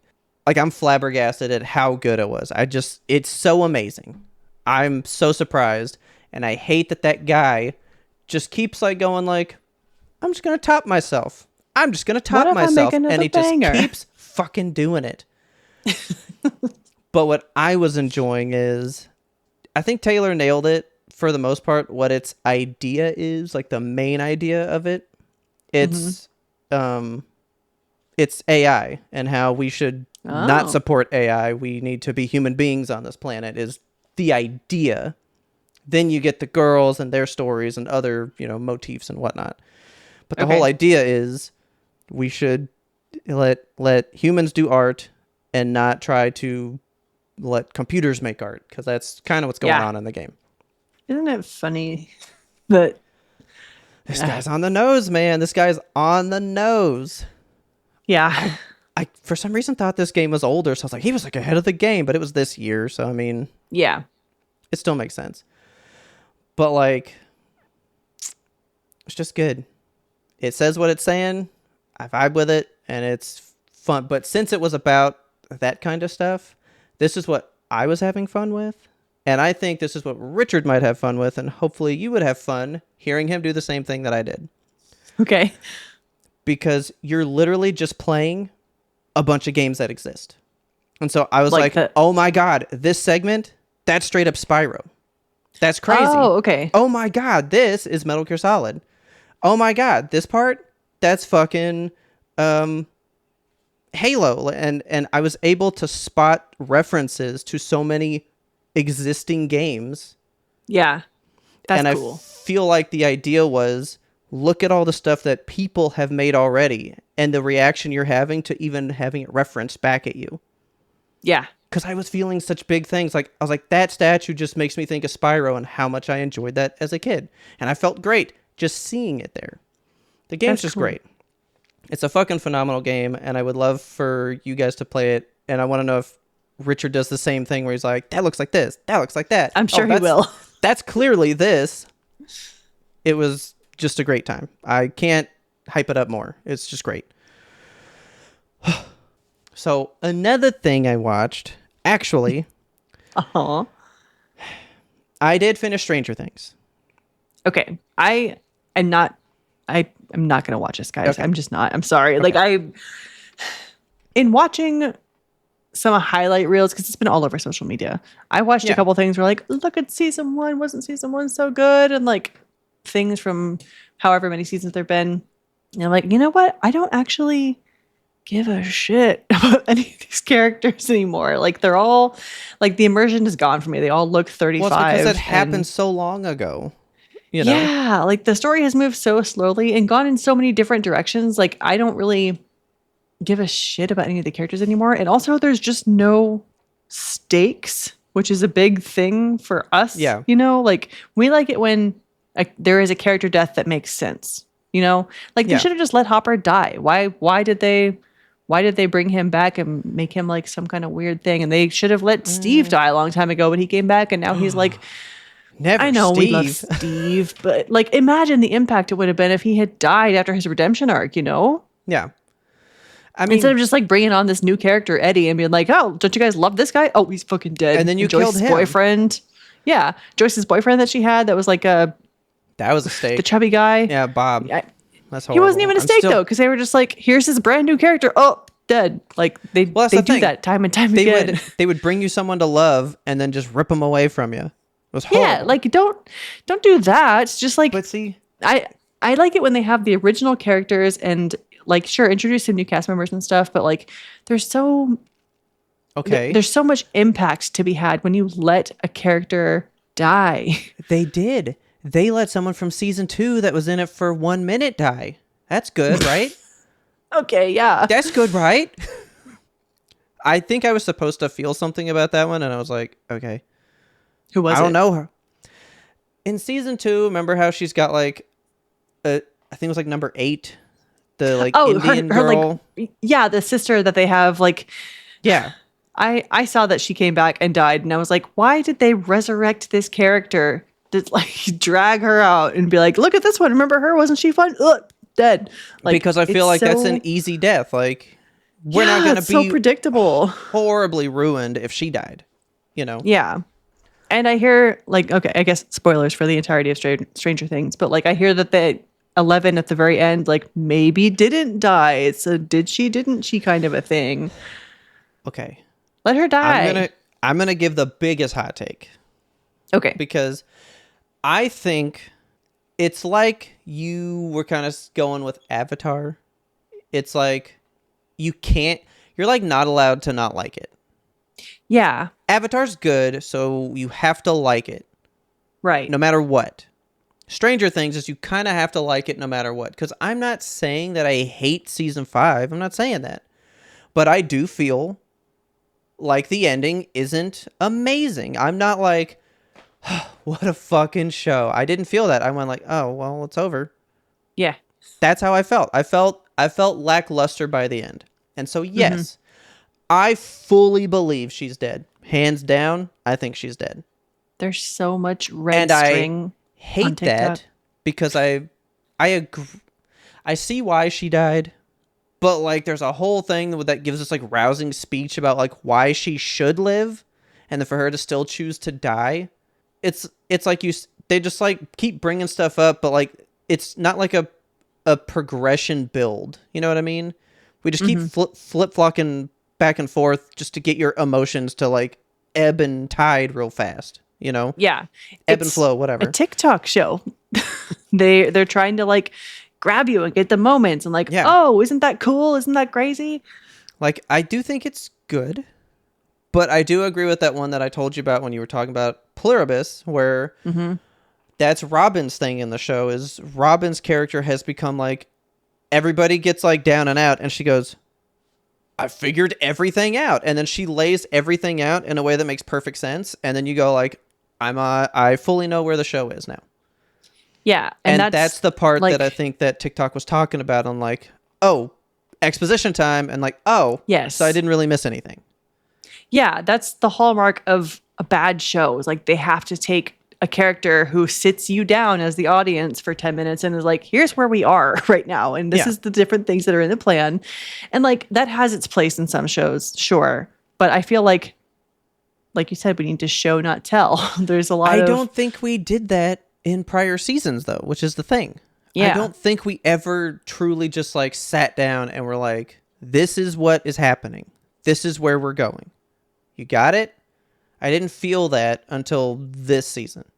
It's very hand-holdy. I think that it's gotten more of that as the seasons have progressed. Like I feel like season 1 way long ago had like a good idea. It was a good capsule. It was like, here's this story and this plan, and like I'm going to present it to you. And wasn't that cool? Because it was originally supposed to be just a standalone 1 season thing. And I think that would have been kind of amazing if they had done that. Because it tied up in a pretty nice bow for season 1. Yeah. But then like they were, money hungry. And in season 1, she still dies and disappears. Yeah. 11 is missing at the end of season 1, and you are left to wonder what happened. And the show ended the same way, and like we're mad, but season 1 did the same thing. I like it from like a person aspect. I love the final scene because you can definitely tell that was like this is the last day on set, and you're going to shoot the last thing right now. And when you walk off camera, you're done. And they were crying actual like bonding people human tears. Yeah. Yeah. And I do like it when you can tell that moment. Yeah. But so the idea is she dies and Mike is so distraught, and Hopper tells him at some point, like, you have to find a way to accept things and move on. Because you can either become bitter and do this, or you can just figure it out and progress. So he created a scenario where she would live, and he can't prove it or disprove it. So he's like, but I believe it, and that eases my grief. Schrodinger's girlfriend. And so, yeah, it has eased everyone else's grief, and that's where it ended. Okay. I mean, the show's got cool stuff in it still. Like, I love... Yeah. So the idea was that Vecna, and I don't really care about Vecna. Like, I kind of hate that whole character. Same. Season 4 was weird for me. Yeah. They were taking his blood and putting it in pregnant women to try to create people like him. So that's how 11 and all these girls were born. So they were born by having his blood infused in their pregnant moms. That's so gross. The idea is they kidnapped 8, her sister, and they've been trying to recreate that again now that Papa's dead from season 4. Okay. And that scene was intense. I liked that scene. She's trying to escape, and she runs past like monster style rooms of like the army trying out these things on like tons of women. Okay. Like, remember how we liked that? Like, they did that experiment, and they did it to like hundreds of women, hundreds of couples, right? She runs through at least like 20, 30 rooms of pregnant women with this with like her blood flowing into them. That was intense Nasty. and dope. And the idea is the cycle will always continue. Papa died, but now Sarah Connor is doing it now. Linda Hamilton, such a big name to pull into season 5, and she has like 2 lines. Oh my God. She's just like a face, right? But she's Yeah. doing, so now she kidnapped 8 and is trying to do this, but she wants 11 because her blood's not working. So the idea is she's going to kidnap 11 when all this is over. But then let's say you kill Sarah Connor. Someone else will just want to recreate the experiment, and someone else will. So 8 tells her, you have to die or else this will continue forever. But if you die, there's no one to recreate the experiment from. So she chooses to die. But there are flaws in it that you can deniably say, well, she probably didn't die. And there are clues for it. But like there is no... It is designed to be a you can't know. There is no answer. They are never going to say. No one will confirm or deny. It is intended that way. And so if you don't like that shit, you're not going to like the ending. And you have to choose a side. Is she alive or not? And I think she's not. I think because it makes the most the cynic sense in to me. Yeah, the cynic in me says that they just left it like that because they want to make more content in the future. You know, they are, but not with these characters. Okay. But then the thing that got me was when you have the need to explain something so fully, it's never going to be good enough unless it's just fucking good enough. Yeah. The Alien movies tried to really explain where the xenomorphs came from, and it got so muddled and weird that I hate those ones. They're bad. I don't like those. Yeah, like as a rule, kind of any piece of media that has to sit you down and say like, here is how A, B, and C happen, and just like lay it out for you. That's not... Well, no, like, why do these people have powers in the first place? Like, you don't really... Yeah. Like, giving Michael Myers a full background. Because when they went like, supernatural, people then hated it. But they liked it when it was mysterious. Right. They shouldn't have to flesh out everything fully and give like a full-on explanation for the reason why everything is the way it is. Like, that's just... But if you're going that route, much. You have to finish it because they brought up that rock. And I went, okay, that rock is the same question now, though. That rock didn't explain anything. I'm still left with the same fucking question now. Yeah. But now an additional question. You actually introduced a question. So I hated that part. I hated the fucking rock because it created a bigger question for me. Because the idea is, how did Vecna get his powers? Well, it's that rock. Well, where'd the fucking rock come from then? Like, if you're going to try to explain one, now we're going to want an answer to all the rest. Yeah. Just say he was fucking born with the powers, and that's vague enough, and it's good. That's okay. We randomly found this kid that just had crazy fucking powers. It's born this way, baby. Boom. But they basically make it where the Mind Flayer lives... I don't even want to explain the show to you, man. It's so... Yeah, don't bother. I don't care. But the Upside Down is not real, by the way. That's the big kicker. All right. I mean, the Upside Down is not what we've thought. 7 seasons or whatever. But that's not the real place. So the Upside Down is a byproduct of a wormhole that was created from where the Mind Flayer actually lives. And so... See, when you bring wormholes into it, I'm done. I'm out. I'm tapping out. Yeah. So now it's a wormhole, and you have to explode the wormhole, and then it collapses the bridge between the two worlds, and it will end forever. But if you're in the Upside Down, which is the bridge between it, you get sucked out into nothingness. Okay. So it's like cool sciencey stuff, but like it literally made 4 seasons worth of content go, we're doing this. This is what's going on. And I was like, well, that's very abrupt. Fuck that rock, though. But I thought it was fine. I mean, nobody dies but 8 and 11. And that's it. All right. Oh, Vecna dying was dope, though. Oh, he died? Yeah, it was great. Okay. He gets fucking impaled on a rock, and then Winona Ryder gives fucking like raging mom screams while she fucking beheads him with like 8 axe strikes, and it was really cool. Jesus. That part, probably top of the season. It was fantastic. Nice. I'll look that scene up. But I mean, you might like the whole, because it is very ARG, like what can you trust about the clues you're seeing and all that stuff. Like, it's a lot. I generally like that kind of stuff, but with this one, I'm just like, I'm over it. I think the magic if it would truly pay died. If it would pay off. But the magic in me for Stranger Things truly was like given the death knell when we went to that Stranger Things like in-person event thing. Because it was just the Meow Wolf thing. Yeah. Yeah, it was like a tentacle hot glued on a wall. Like that was the experience. And yeah.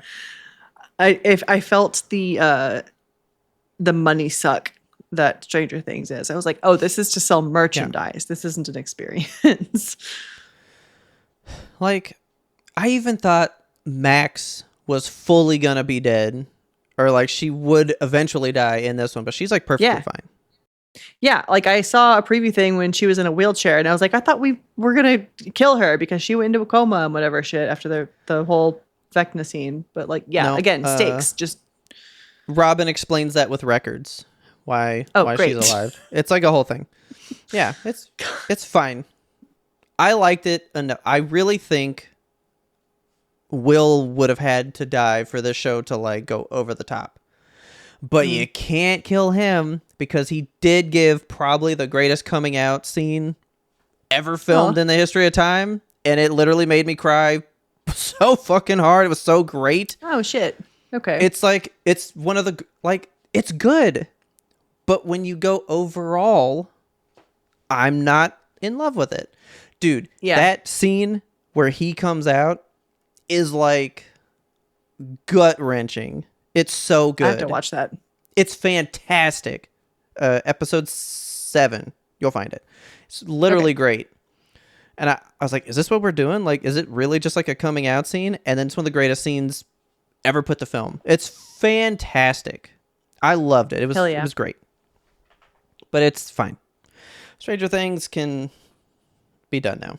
But with that, that's about all like the big media that I intook. So would you like to take a little break? Yes, I would. Come back to just a little bit of stuff and then our big year-end thing. Yeah. Let's do it. Let's do it.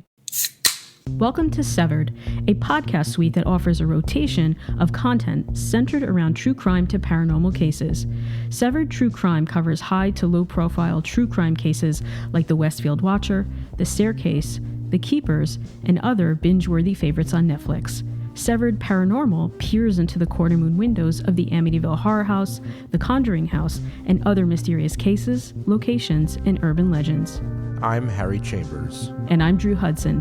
We want you along for this investigative and haunting roundup. Scare you soon.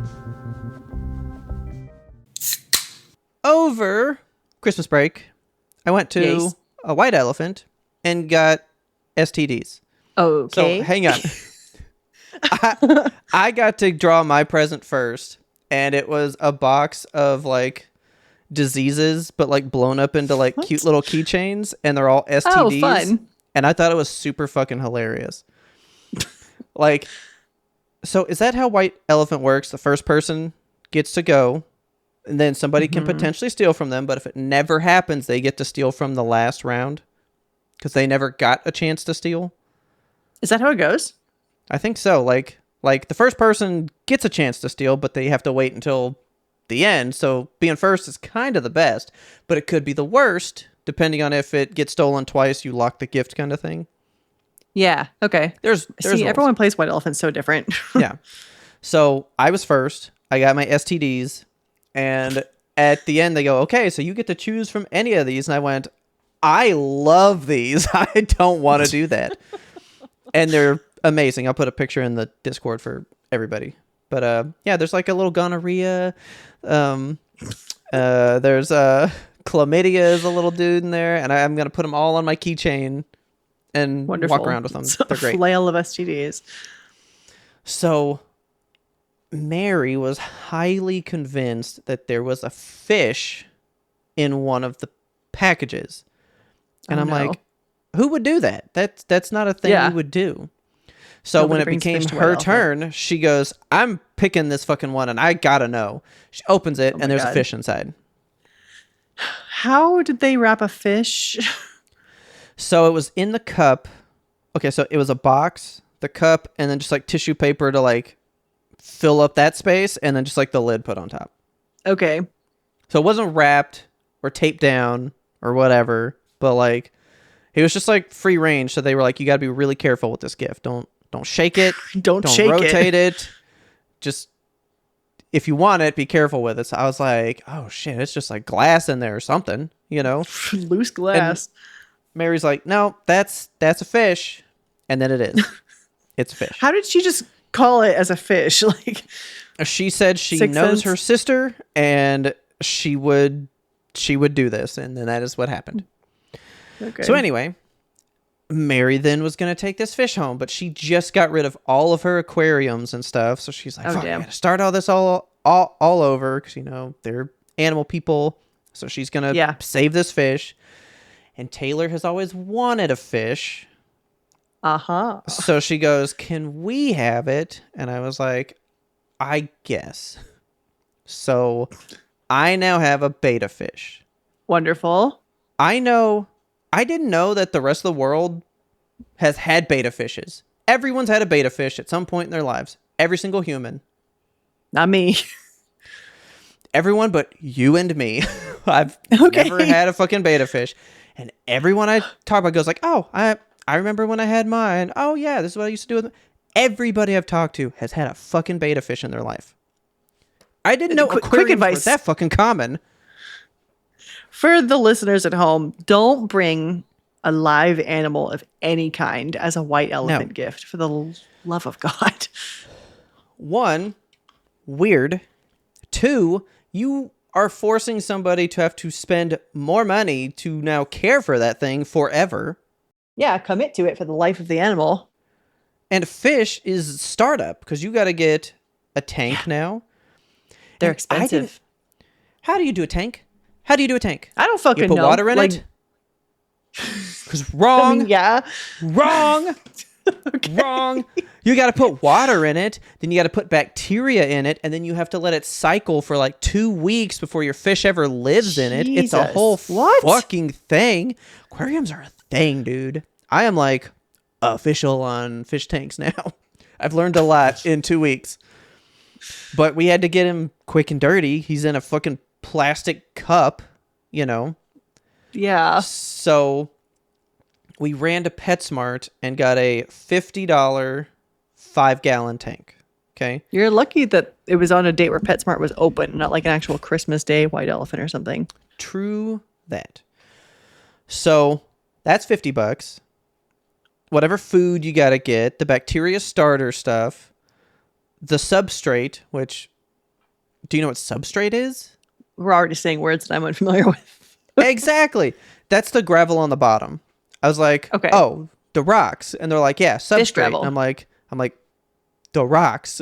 The rocks, right? And they're like, no, substrate. So I'm trying to learn lingo and be accurate now. But basically, anything you put on the bottom of the fish tank, that's the substrate.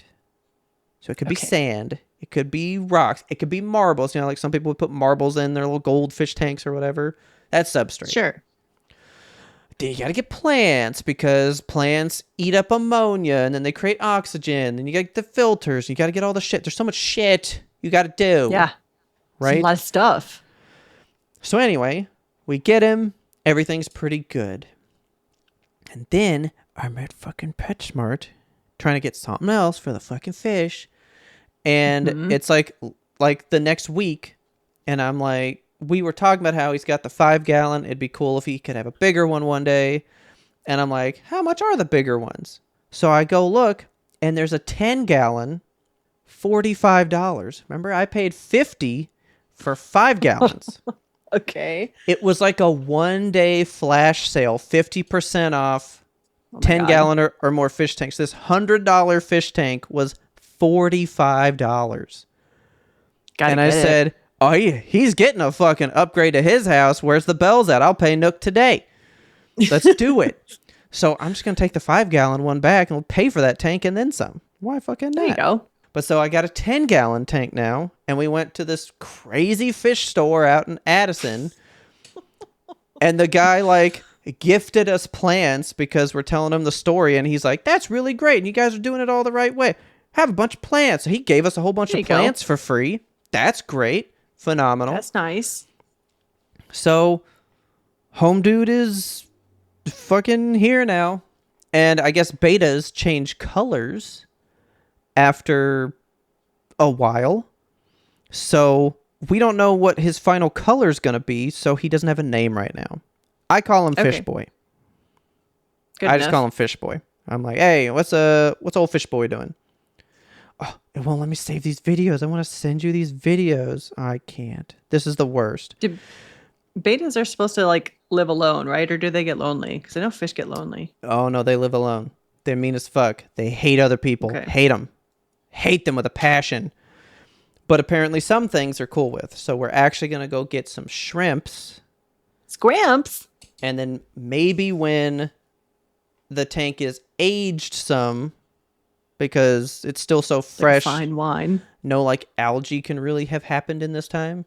We can get suckerfish, and they all create a thriving like symbiosis together. Okay. Yeah. I have like a yellow beta. I've learned so much about substrate and bacterias and all this stuff, and he has all the finest things you could ever fucking want. And I will say it is extremely fun testing your tank. It's so much fun. Getting the water out. You have to get water in a test tube, fill it up to the certain line, and then every test has its own liquid, and it'll be like, this one's 8 drops, so you have to mix 8 drops. Yeah. You have to shake it, and then you got to test it. Yeah, you got to look at it on the chart and do all that stuff. So fun stuff. I like doing that. His pH is great.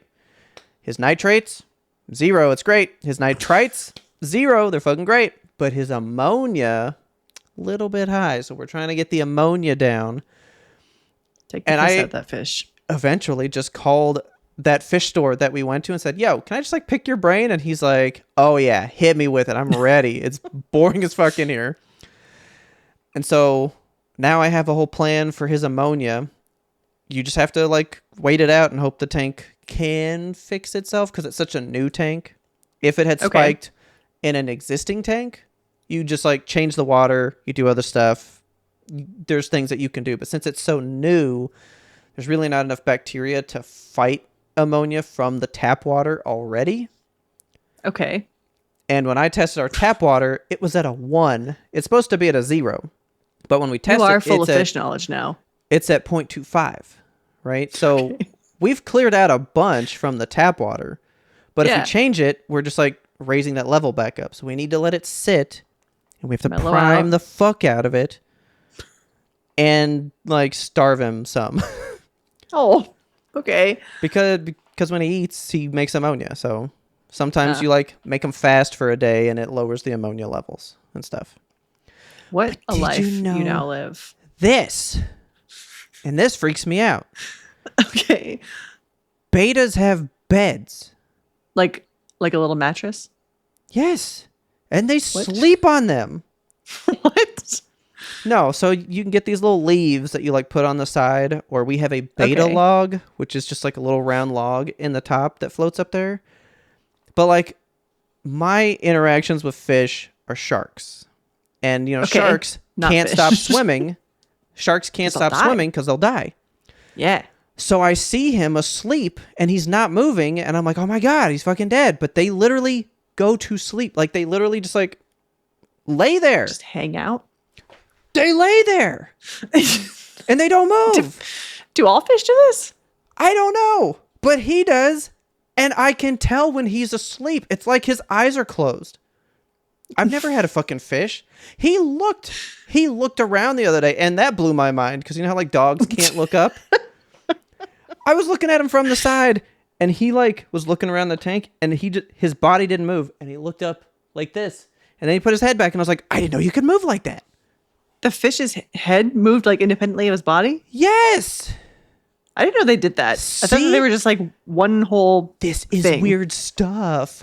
I haven't had to experience this before. It's a whole different ecosystem. And I hate that he's like actually fucking smart. It's weird. He reacts to things. Solving math problems. Taylor can pet him.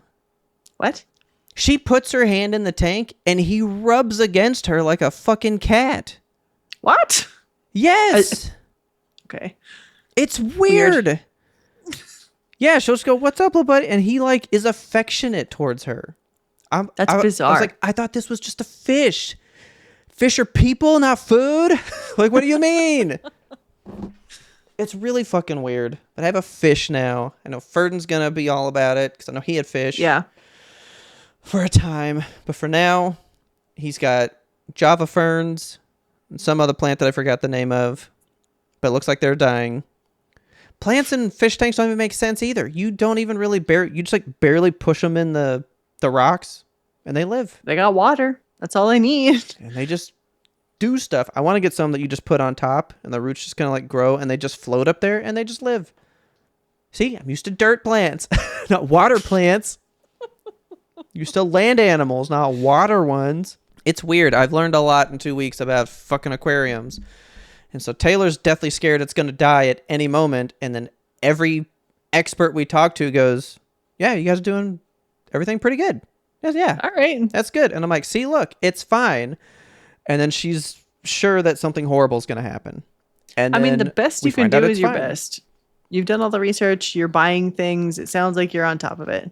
I think he is thriving, except yesterday, too much food came out of his thing, and Taylor was like, "Look at him," and his gut literally was like super full. He looked like a little chubby dude. It was kind of funny. No.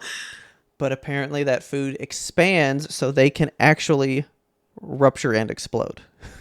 That's fucked up. I don't want to hear anything about that. He was asleep Good. just fine today. Okay. And I'm pretty sure he was snoring. It was weird. So anyway, I have a fish now, and I thought I could send the video. I'll have to figure out how to get it, and then I'll put it in the Discord for everybody. I know that there's pictures of him out there, but Yeah, I I want to want see to him know moving. what color he's going to be. Taylor wanna thinks he's watch going to him be sleep. silver. Silver. I'll see if I can do that. So in the mornings, when I get up at like 6 a.m. to drive to work, I don't want to turn on the fish tank because it's really bright. So I just get out my flashlight and like I look for him. And like I'll find him. There was a leaf. So like wine has tannins or whatever. Apparently tannins are really good for your beta. So we brewed tannin tea and we poured in the aquarium. And it's just like really good for him. So we have this giant leaf that's like this fucking big. It's like as big as my face. That's just in the water and it just soaks in there and releases tannins, right? Just giving him his tannin dose. Well, it has since fallen to the bottom of the tank and it's just laying down there. Yesterday, I was watching him and he wriggled and burrowed under that leaf and then took a nap. He's tucking himself in. That's so sweet. It was weird. My one experience with a fish is that little tetra that I cooked by the stove. Oh my God. Remember? What? No. I got a fish when I was little, like 8. It was just in like a little plastic box, and you were just supposed to like dip a toothpick in this food, and it went in a hole in the top, and that's where like the food went in, and like you fed him. And he lived in the kitchen, and I think he got a little set too close to the stove because after Mom made dinner one night, he was floating. Gross. And I don't remember how long I had him, but I go, "Oh, Dad, I think the fish is dead." And Dad's the one that got it for me. And he got mad, and he dumped him in the sink and turned on the garbage disposal. So we ground up my fish right after he died. Christ. I've told this before. Fuck. Oh See, my God. You repress it every time I tell it. I don't even repress it. So that's the only experience with fish I've had. So it's weird to me that this guy tucks himself in under a leaf. Yeah. I don't know these things. All right. Oh, wait. I do have a picture for you. I do have one picture for you, and I love this picture. You want to know why? Tell me. Because I was like, bro, did this dude just shit on this leaf? What? So this leaf that he had up there to like lay on, he just laid a fat, fresh turd and swam off. That is That's turd, all right. Why do you just have this picture of a fish shit on your phone? It's my fish's shit. I know, but like, Because weird. Why you do this? Poop in the water and put it. But like he went and like did it right there and then left. it's his leaf, his tannin leaf. He's like, you know what? I love this thing. I'm gonna show it exactly how much I feel. But like, why is it also a pile? Like I thought fish It poop is a was little like pile. was like a string, right? I don't know, man. It's just, I don't know anything about fish. Apparently, they're a whole thing. I've been telling this story and ruining people's lives as well, so let me tell you this real quick too, so that you can have some fun. In 5th grade, our teacher had an aquarium, right? okay. And so remember how you were like, oh, can they live alone or they got to have friends or whatever? I remember our teacher brought a fish in and put it in the tank with the other fish. And we're just like in class. And I remember someone goes, what's going on over there? And the original fish was eating the shit out of the new one and murdering it in front of the class. So we all watched this fish kill and eat another fish in class, right? I hate that. This freshly happens. She goes, okay, well, everyone open up Where the Red Fern Grows. It's time to read our book. Oh, Jesus. Fuck. If you know Where the Red Fern Grows, you'll get a good chuckle from that story. And if you don't, God bless you. You've been spared a lot of pain. So Yeah. anyway, I have a fish, and it's a lot. And it is, I actually think you would love a fish tank. You want to know why? Why? I think it's the same reason you like stuff with the pool. It's like you're setting up an ecosystem to watch it run itself. The idea with a fish tank is you're not supposed to be cleaning it. You will need to, but the idea is that you will put enough plants and enough stuff in it that it will just run itself. It'll clean itself, provide for itself. It's like a little biome that you have to be able to cultivate and get the right ratios and all the stuff. And I could see you eating that shit up. I love the concept of it, but I am not invested enough to execute it, you know? It's way cheaper than I thought it would be to run a fish tank. That's good. But it's weird. I've never had a fucking thing like this before. Like I said, I did have a bunch of friends with fish tanks and stuff, but I didn't have to do anything with them. Yeah, your experience lies with mammals. Yeah, and I like them more. Although this guy's pretty cool. I like old Fish Boy. He's nice. I'm happy you're having fun. So, I will keep you guys afloat on all the things Fish Boy as they happen. But with that, are you ready for our YMBToAP tradition? This is how we normally end the year, but we took some good time off. We took some good time off. So we're going to hit a rose, thorn, bud first thing of the year instead of the end of the year. So yeah, let's do it.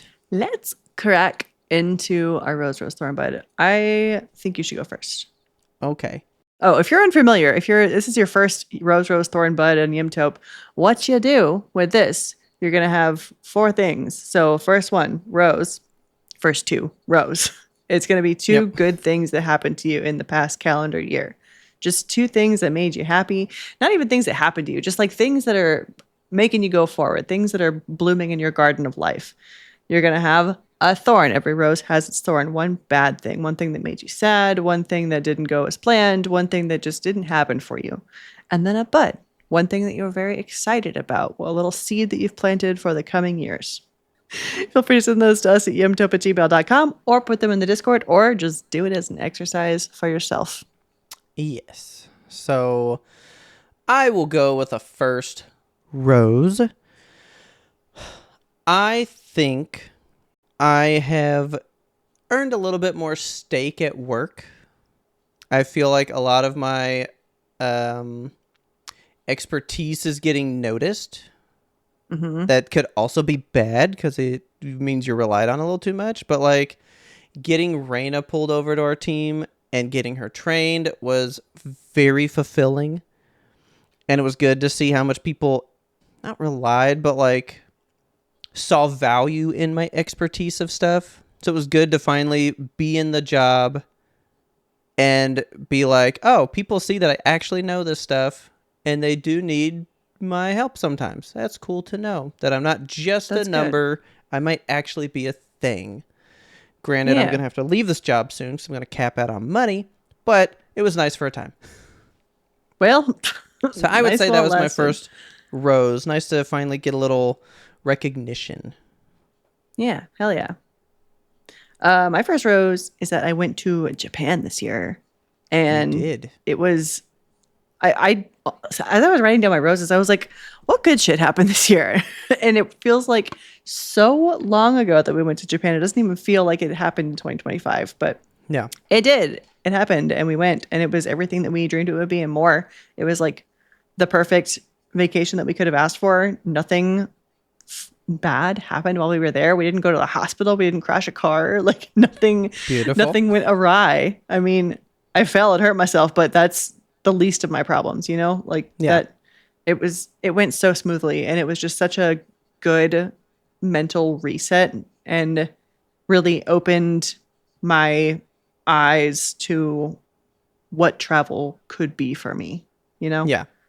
It was the trip of a lifetime, and I Very can't wait to go nice. back.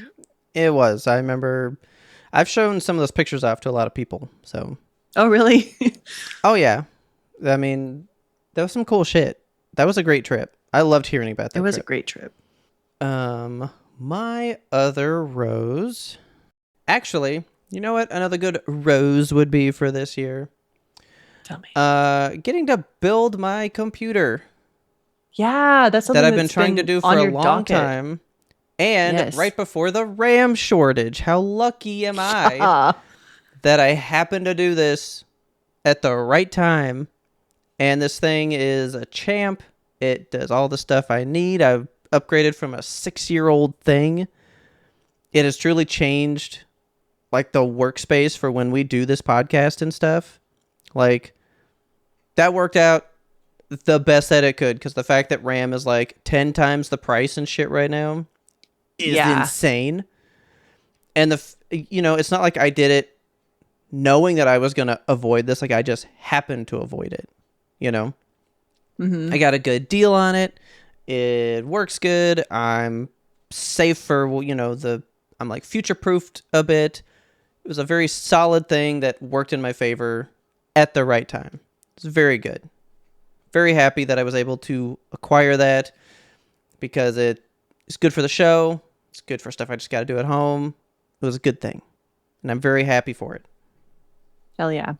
Second rose. I started going to the gym a lot more this year, and I have been lifting, and I feel really good about my physique right now. I am in a place that Nice. like I feel strong and I feel Yeah. capable and I can lift things and I don't get hurt. It's just I feel like I'm at a point now too where I'm starting to actually see the physical changes from lifting. Like I'm getting shoulders and my muscles are starting to pop and like my legs are getting toned. I'm like, hell yeah, things are happening. Yeah. I love when a plan comes together. Good. That is a good one. That should have been one of mine because I was doing that too. But Yeah. I definitely laid off of that for the last 2 weeks of the year. I was like, no, like Thanksgiving forward, I went, we're just going to enjoy Thanksgiving and the rest of the year. That happened to me too, but like unwillingly. I would have loved to have gone to the gym, but I've been fucking sick with COVID and everything else since then. So Yeah. I have finally gotten back to the gym as of this week, and I'm starting to feel like good about it again. Yeah, I finally started protein again on Monday. So I was like, Hell okay, yes. Christmas is done. Back to protein shakes. So Nice. doing that again in the morning. Actually, I would say my thorn is I'm having to start coming to terms with the fact that Jinx is getting older. Oh. And I don't like that. She's not dying. It's fine. Yeah. But like I'm starting to notice her age a little more. Yeah. And so like it bugs me a little bit from time to time. Like she doesn't run like she used to. She's starting to do a whole thing about like jumping on the couch. And then she had to start like a liver supplement thing. And so I'm like, okay, like this isn't like the worst, but like times where I would go like, "Are you getting old?" She'd prove me wrong, and now she's like, "Yeah, I am." And I'm like, "Oh, that's the wrong answer here." You Yeah. stupid little Poor thing. baby. So, I mean, she's not in any way like something I need to pity or be sad about, but like she's not going gray. So, I don't get to like look at her gray and go like, "Uh-oh, you're aging." Like I have to look for physical signs. And so now I can see like her legs shake a little bit from time to time and like all this stuff. So like I know she's getting older. I still got probably like 5 years or more, but it's pretty evident that like we're on the other side of the hill, Yeah. and that bugs me. That bugs me quite a bit. So That's tough. Yeah. But she's a good little lady. And you still have her for a yeah, long time, hopefully. that's my. Yeah, I know. Just the other night, I was going to sleep, and I was like mentally preparing myself for when that day comes, and I'm just like laying there. Making yourself cry for no reason at all. You're not a true pet owner if you don't look at your pet and think about them dying and cry over them as they're perfectly healthy. That's I know. full blown a thing you do, Yeah. Dee Dee is 14 and she's really starting to show her age too. I'm like, man, Yeah. just keep on keeping on, baby. Yeah, you just be good while you can. So, yeah, that's something that's been probably like the last 2 months, like since like November, is about when that's been starting. So, like the last 2 months, I've just been trying to like get my mind wrapped around that. Yeah. From my thorn, I had put my thorn and my bud kind of as the same thing because it's like two sides of the same coin, but I'm going to split them out because I remembered some other bad shit that happened to me this year. So I had a really rocky year in my career and just kind of financially too, because I mean, instantly after we got back from Japan, I got laid off. They eliminated my position. And I was in a weird place already because I had left a long, stable career because of what essentially boiled down to workplace bullying. I left that career and took kind of a leap of faith on a small company that I thought was going to pan out, and it absolutely didn't. And it sucks because like I was doing something I really, really liked at that last company. And then I started doing something that I don't really care for. And I'm on a different career path now. And it sucks, honestly. I feel like I've kind of gotten myself into a path where I keep changing jobs, and every single time I get into a new one, I feel worse and worse and worse. So that has been a struggle for me. I'm not at a good place in my career. I'm on contract right now, so it feels unstable and rocky and unknown. So navigating that has been very challenging, and it will continue to be challenging for me in 2026 because I just don't know what the future holds. But I'm gonna try my best. So my bud for 2026, I will say, what do I want from this year? What would I like? I feel like we always do. And see, this is like the first time we kind of didn't really do like a podcast oriented one. Yeah, but if you listen to Preramble, you'll know that my solstice paper is about the podcast. That's true.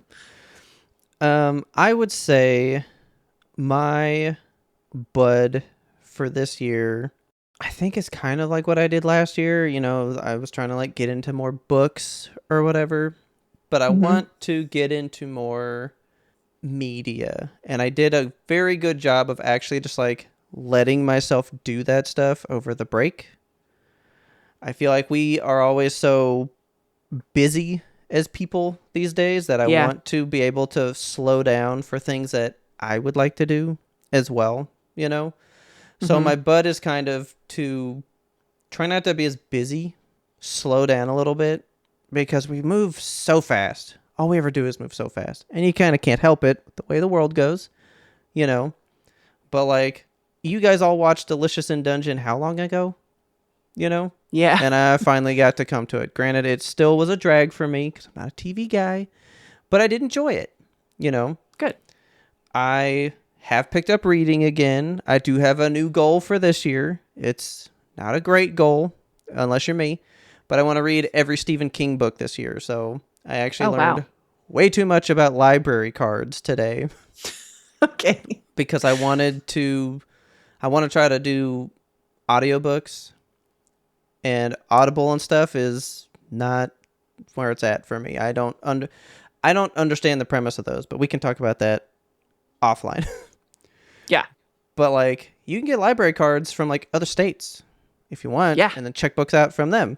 So I got one for the New York Public Library today, and it didn't work. So oh no. Yeah. But I was trying to figure out how to get them, and I really want to push to do more stuff for me, and that's my I want to center more on some stuff for me and try to slow down my worldview outside of me, because I feel like that's how people make mistakes. That's how we get in scared frenzies, is if we don't slow down a little bit. And I feel like that's what the media does to us. It keeps pushing us, and so you think there's a never-ending onslaught, but really there's always time for you to like read, go watch something, enjoy food with friends or whatever, you know? I feel like nobody takes the time to do those community, soul-fulfilling things, and I would like to try to do more of that this year. I love that. For my bud, I have been contemplating like how much I wanted to talk about this. I've talked to you about it separately out of off mic, you know. I just think it's important to share, because we've talked a lot about how we like YMBToAP to be kind of open, you know, like we're here to talk about anything and everything. It's a source of our own truth, and I like to share my truth. So, and hopefully someone else can mirror our truths. Yeah, exactly. Yeah. Like if you come to the show and you find something that you like, we like to hear that. So I'm hoping that sharing this will help somebody else who might be in a situation such as myself. Okay. So I was originally going to make this part thorn, part bud, because it has been like both for me. Yeah. I've struggled my entire life. Like I don't remember a single day, even as a kid, ever liking my body and being comfortable in it. Yeah.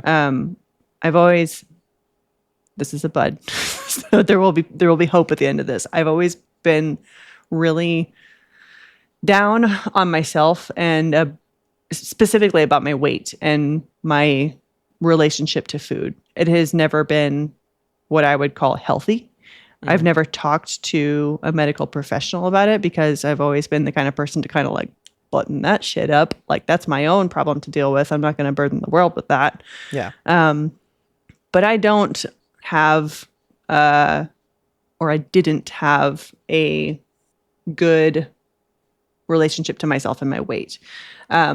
So I made the decision in like the middle of last year that I was going to go on a GLP-1, which is a weight loss injectable. And there's so much media buzz about women's bodies right now, and specifically too about GLP-1. So for if you don't know a GLP-1, it's a GLP-1 inhibitor is like a class of drug that helps people to lose weight. There is, I don't know the fucking science behind it, I'll be honest. You probably know Ozempic or Wegovy. Those are the ones that are for people with diabetes. I do not have diabetes, so I'm on what's called semaglutide. It's compounded semaglutide. And I'm getting it, not sponsored, but very passionate, through hers.com. I make no money off of saying any of this. I just wanted to be open and honest about what I'm doing, so that if somebody else is like, I'm interested, then they can do this too. It's kind of expensive. I think it's like $200 a month, but I prepay like 6 months at a time. So it's just like, boom, there goes a paycheck. Goodbye. Send me my needles. Yeah. And it has been a really scary and inspiring and rewarding journey for myself. Because I like to do the work of like looking internally and being like, why do I hate myself? And bringing that out to the light has been so difficult. And it's just very hard emotionally and physically for me. And yeah, doing it with a drug, which I do not feel shame about, but society and many people actually in my personal life would hope me to feel shame about. Yeah. So I haven't really shared this with everybody, but you know what? Here it is out on the podcast. And if you're listening to this, now you know I'm on drugs. I mean, But- you do play a game about peddling them, so. Yeah. I just think that it has, I'm trying to like, there's so many different things I want to say about it. I could talk more about it in Discord if you guys are interested in hearing about any of this journey. If you're curious about what it's been like or any of the like minutia of it. But Yeah. suffice it to say that it has really helped turn off the part of my brain that screams mean words at me every time I eat, which is crazy because it's not a mental health drug. It's kind of an appetite suppressant, really, when you get down to it. And it has transformed the way that I think about food, that it now makes me able to view food not as like a reward and punishment system and not as something that's scary or like a thing to torture myself with. It's turned it into like, okay, this is the building blocks of what I'm going to need to get bigger in the gym. Like if I eat this chicken, I can go lift later and I'm not going to feel as bad. Yeah. And it's been really eye-opening to just unfold all of this loose paper inside of me. There's a metaphor that I keep going back to internally, is that like I've talked to a couple of therapists before about how I feel like I have a filing cabinet inside of me that has every worst case scenario, and it's all alphabetized and beautiful and perfectly formed. And it's just full of these sheets of paper that are like, if this happens, then that, if this happens, then that.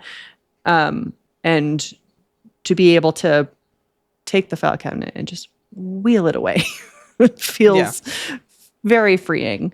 I've lost 50 pounds since the 6 months that I've been doing this, and I feel really good. And I'm not at my goal weight yet, so I'm still going, but I've really come very far.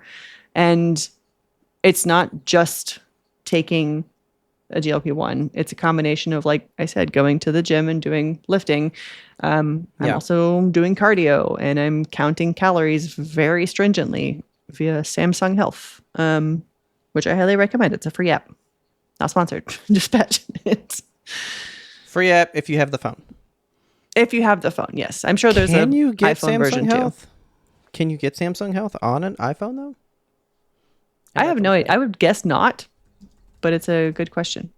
But yeah, there's just so much media shit right now where people are there's a big push from the Republican Party for women to be small and weak and silent. And with that goes thinness. Because when you're depriving yourself of food, when you're not working out, you're small, you're thin, you're quiet. And I am not in favor of that, of course. I am eating so much food still. Don't worry. I am working out. I'm working on myself mentally and physically. And I just wanted to get it out there that like, it's not a bad thing to want to be thin right now in this society. And I'm not aiming for thinness. I'm aiming for health. Like that's my goal, is to be for fitness. healthy. For fitness, yes.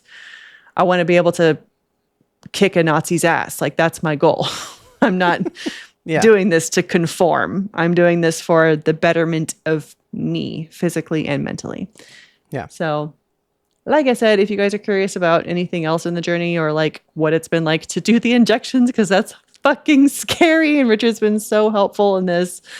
I'm an open book about it. So let me know if you want to hear any more, or if you want me to shut up. Actually, I'm not going to. So, by the way, you can get the Samsung Health app on your iPhone. It's in the App Store. there you can go. totally get it. So, but I'm proud of you. Yeah. Thank you. It's been very hard. Oh, yeah. I know. I mean, remember when we talked about getting swole back when we first said we were going to lift and stuff, mine too was because of my shoulder. Remember how it hurt so bad? Yes. And look at that. I lift my arm now. Look at that. Full Yeah. range of motion. But that's just because I've been working out. It's not because Yeah. I wanted to get jacked for showing off, like you said, for like an image. But like, dude, like I couldn't like do normal things. Like lift up to put deodorant on, you know? Yes, that's the thing about fucking aging. Like you were just talking about Jinx. I'm starting to notice the signs of aging in myself. I'm like, it shouldn't, I shouldn't feel pain when I just like step out of bed in the morning, you know? Like I don't want to have an achy knee when I go on a long walk. I don't want that. Yeah. So I'm doing things to better myself. And I can only say that I wish I'd started sooner, but now that I'm here, I'm going to do all the work that I can to get to my goal and maintain it. So that would be our 2025 our 2025 Rose Thorn, 2026 Bud. So with our brand new episode that came out this week, would you like to get out of here from this beefy ride that you you're guys gonna have just settled in with? It's gonna be a long edit for you. It's fine. It's fine. But yeah, let's go see if the cacophony of Donkey Kong cries can be conquered. If I can get this ammonia down, we got a lot that we can be doing. We sure do. So let's get to it. If you loved this episode, please tell a friend. Word of mouth is the best way we can get the good YMBToAP into brand new ears. We release weekly every single Monday. They may not be new, but there's something always there for you. So we just took literally 2 months off. Like before Thanksgiving, we put the microphones down. The microphones have been down for almost exactly 2 months, but every single 8 Mondays you had stuff. So never worry about going without. We always got you covered. And don't forget, we also got that pre-ramble, so you really get 2 things most of the year. If you want to come talk to us about all that stuff, if you want to know how we went about even doing that, you can come ask us over there in the Discord. We got an episode discussion where you can talk about all of the media that we consumed over the past 2 months. We literally went over so many games, TV shows, life experiences. If you want to talk to us about that, there's an episode discussion channel. You can hop in there and talk to us about movies, video games, anime, music. Spooky season lives here all year round because spooky season's the best season. Go hop in the Discord. The link is in the show notes. Just go click that, hop right in. We would love to see you there. I would like to know for real what you guys think about half the stuff that we talked about. I really want to know for realsies, have you guys played Split Fiction? Because that shit's the fucking bomb. I want to know what you guys think about Stranger Things, although our Discord has already been crazy popping with that. It's been bumping. I want to know what you guys think about Pluribus that Kelsey watched, because I have heard plenty about it from people outside of the show already. And just from TikTok and stuff, I've heard great things about it, but I hate to burst your bubble, Kelsey. What? Vince has no clue if season 2 is even gonna happen. What? He's like, I mean, yeah, we're gonna work on it at some point. Fuck. God damn it, Apple TV. Not happening soon. He's like, yeah, we could start writing it, I guess. So it's not even like an idea right now. So worried it was going to be like that because Severance has been like that. No, I want it now. But I would love to know what you guys think about that, because I've heard literally the best things. So, and of course, we want to know your rose, thorn, bud. Like we said, keep it to yourself. Write it in here. You know what? I'm going to bust this one out. The cobwebs are thick. Let me get the dust off this. YMBToAP@gmail.com. That's an email where you can write those to us, ask us to read them, or ask us to read them to ourselves and keep it anonymous. If you prefer that, that is an option you have. We don't even bring it up anymore. We don't get a lot of emails. But you know what? Hey, if that's a thing you want to do, It is there for you, but I would like to know your rose thorn buds. What went good for you? What went bad for you? And what are you going to absolutely conquer this year? I want to know. And you want to know why? Because I love you guys. You're the best guys. You're the best dudes. All of you. You're just the best. We love you. Don't forget, our theme song is The Grim Reaper Blows the Horn by Farage. Please check him out on YouTube. Give him some 2026 clicks on those good tunes. And as always, thank you so much for listening, and tune in next time to get the answer to that burning question. What's your New Year's resolution?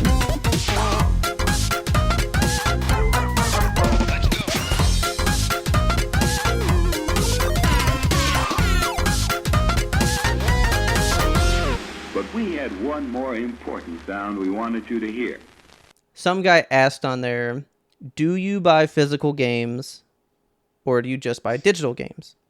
And so I wrote in there that I buy a game if it's fully on the thing that you can take home. But if it's not, then digital, because what's the point? So I found a website today. There's a website called doesitplay.org, and it'll tell you, like, if I go buy Battlefield 6, is it fully on the disc or not? Oh, cool. And so now That's you nice. can. So now before you buy a game, you can go, am I actually going to get the game or not? That's neat.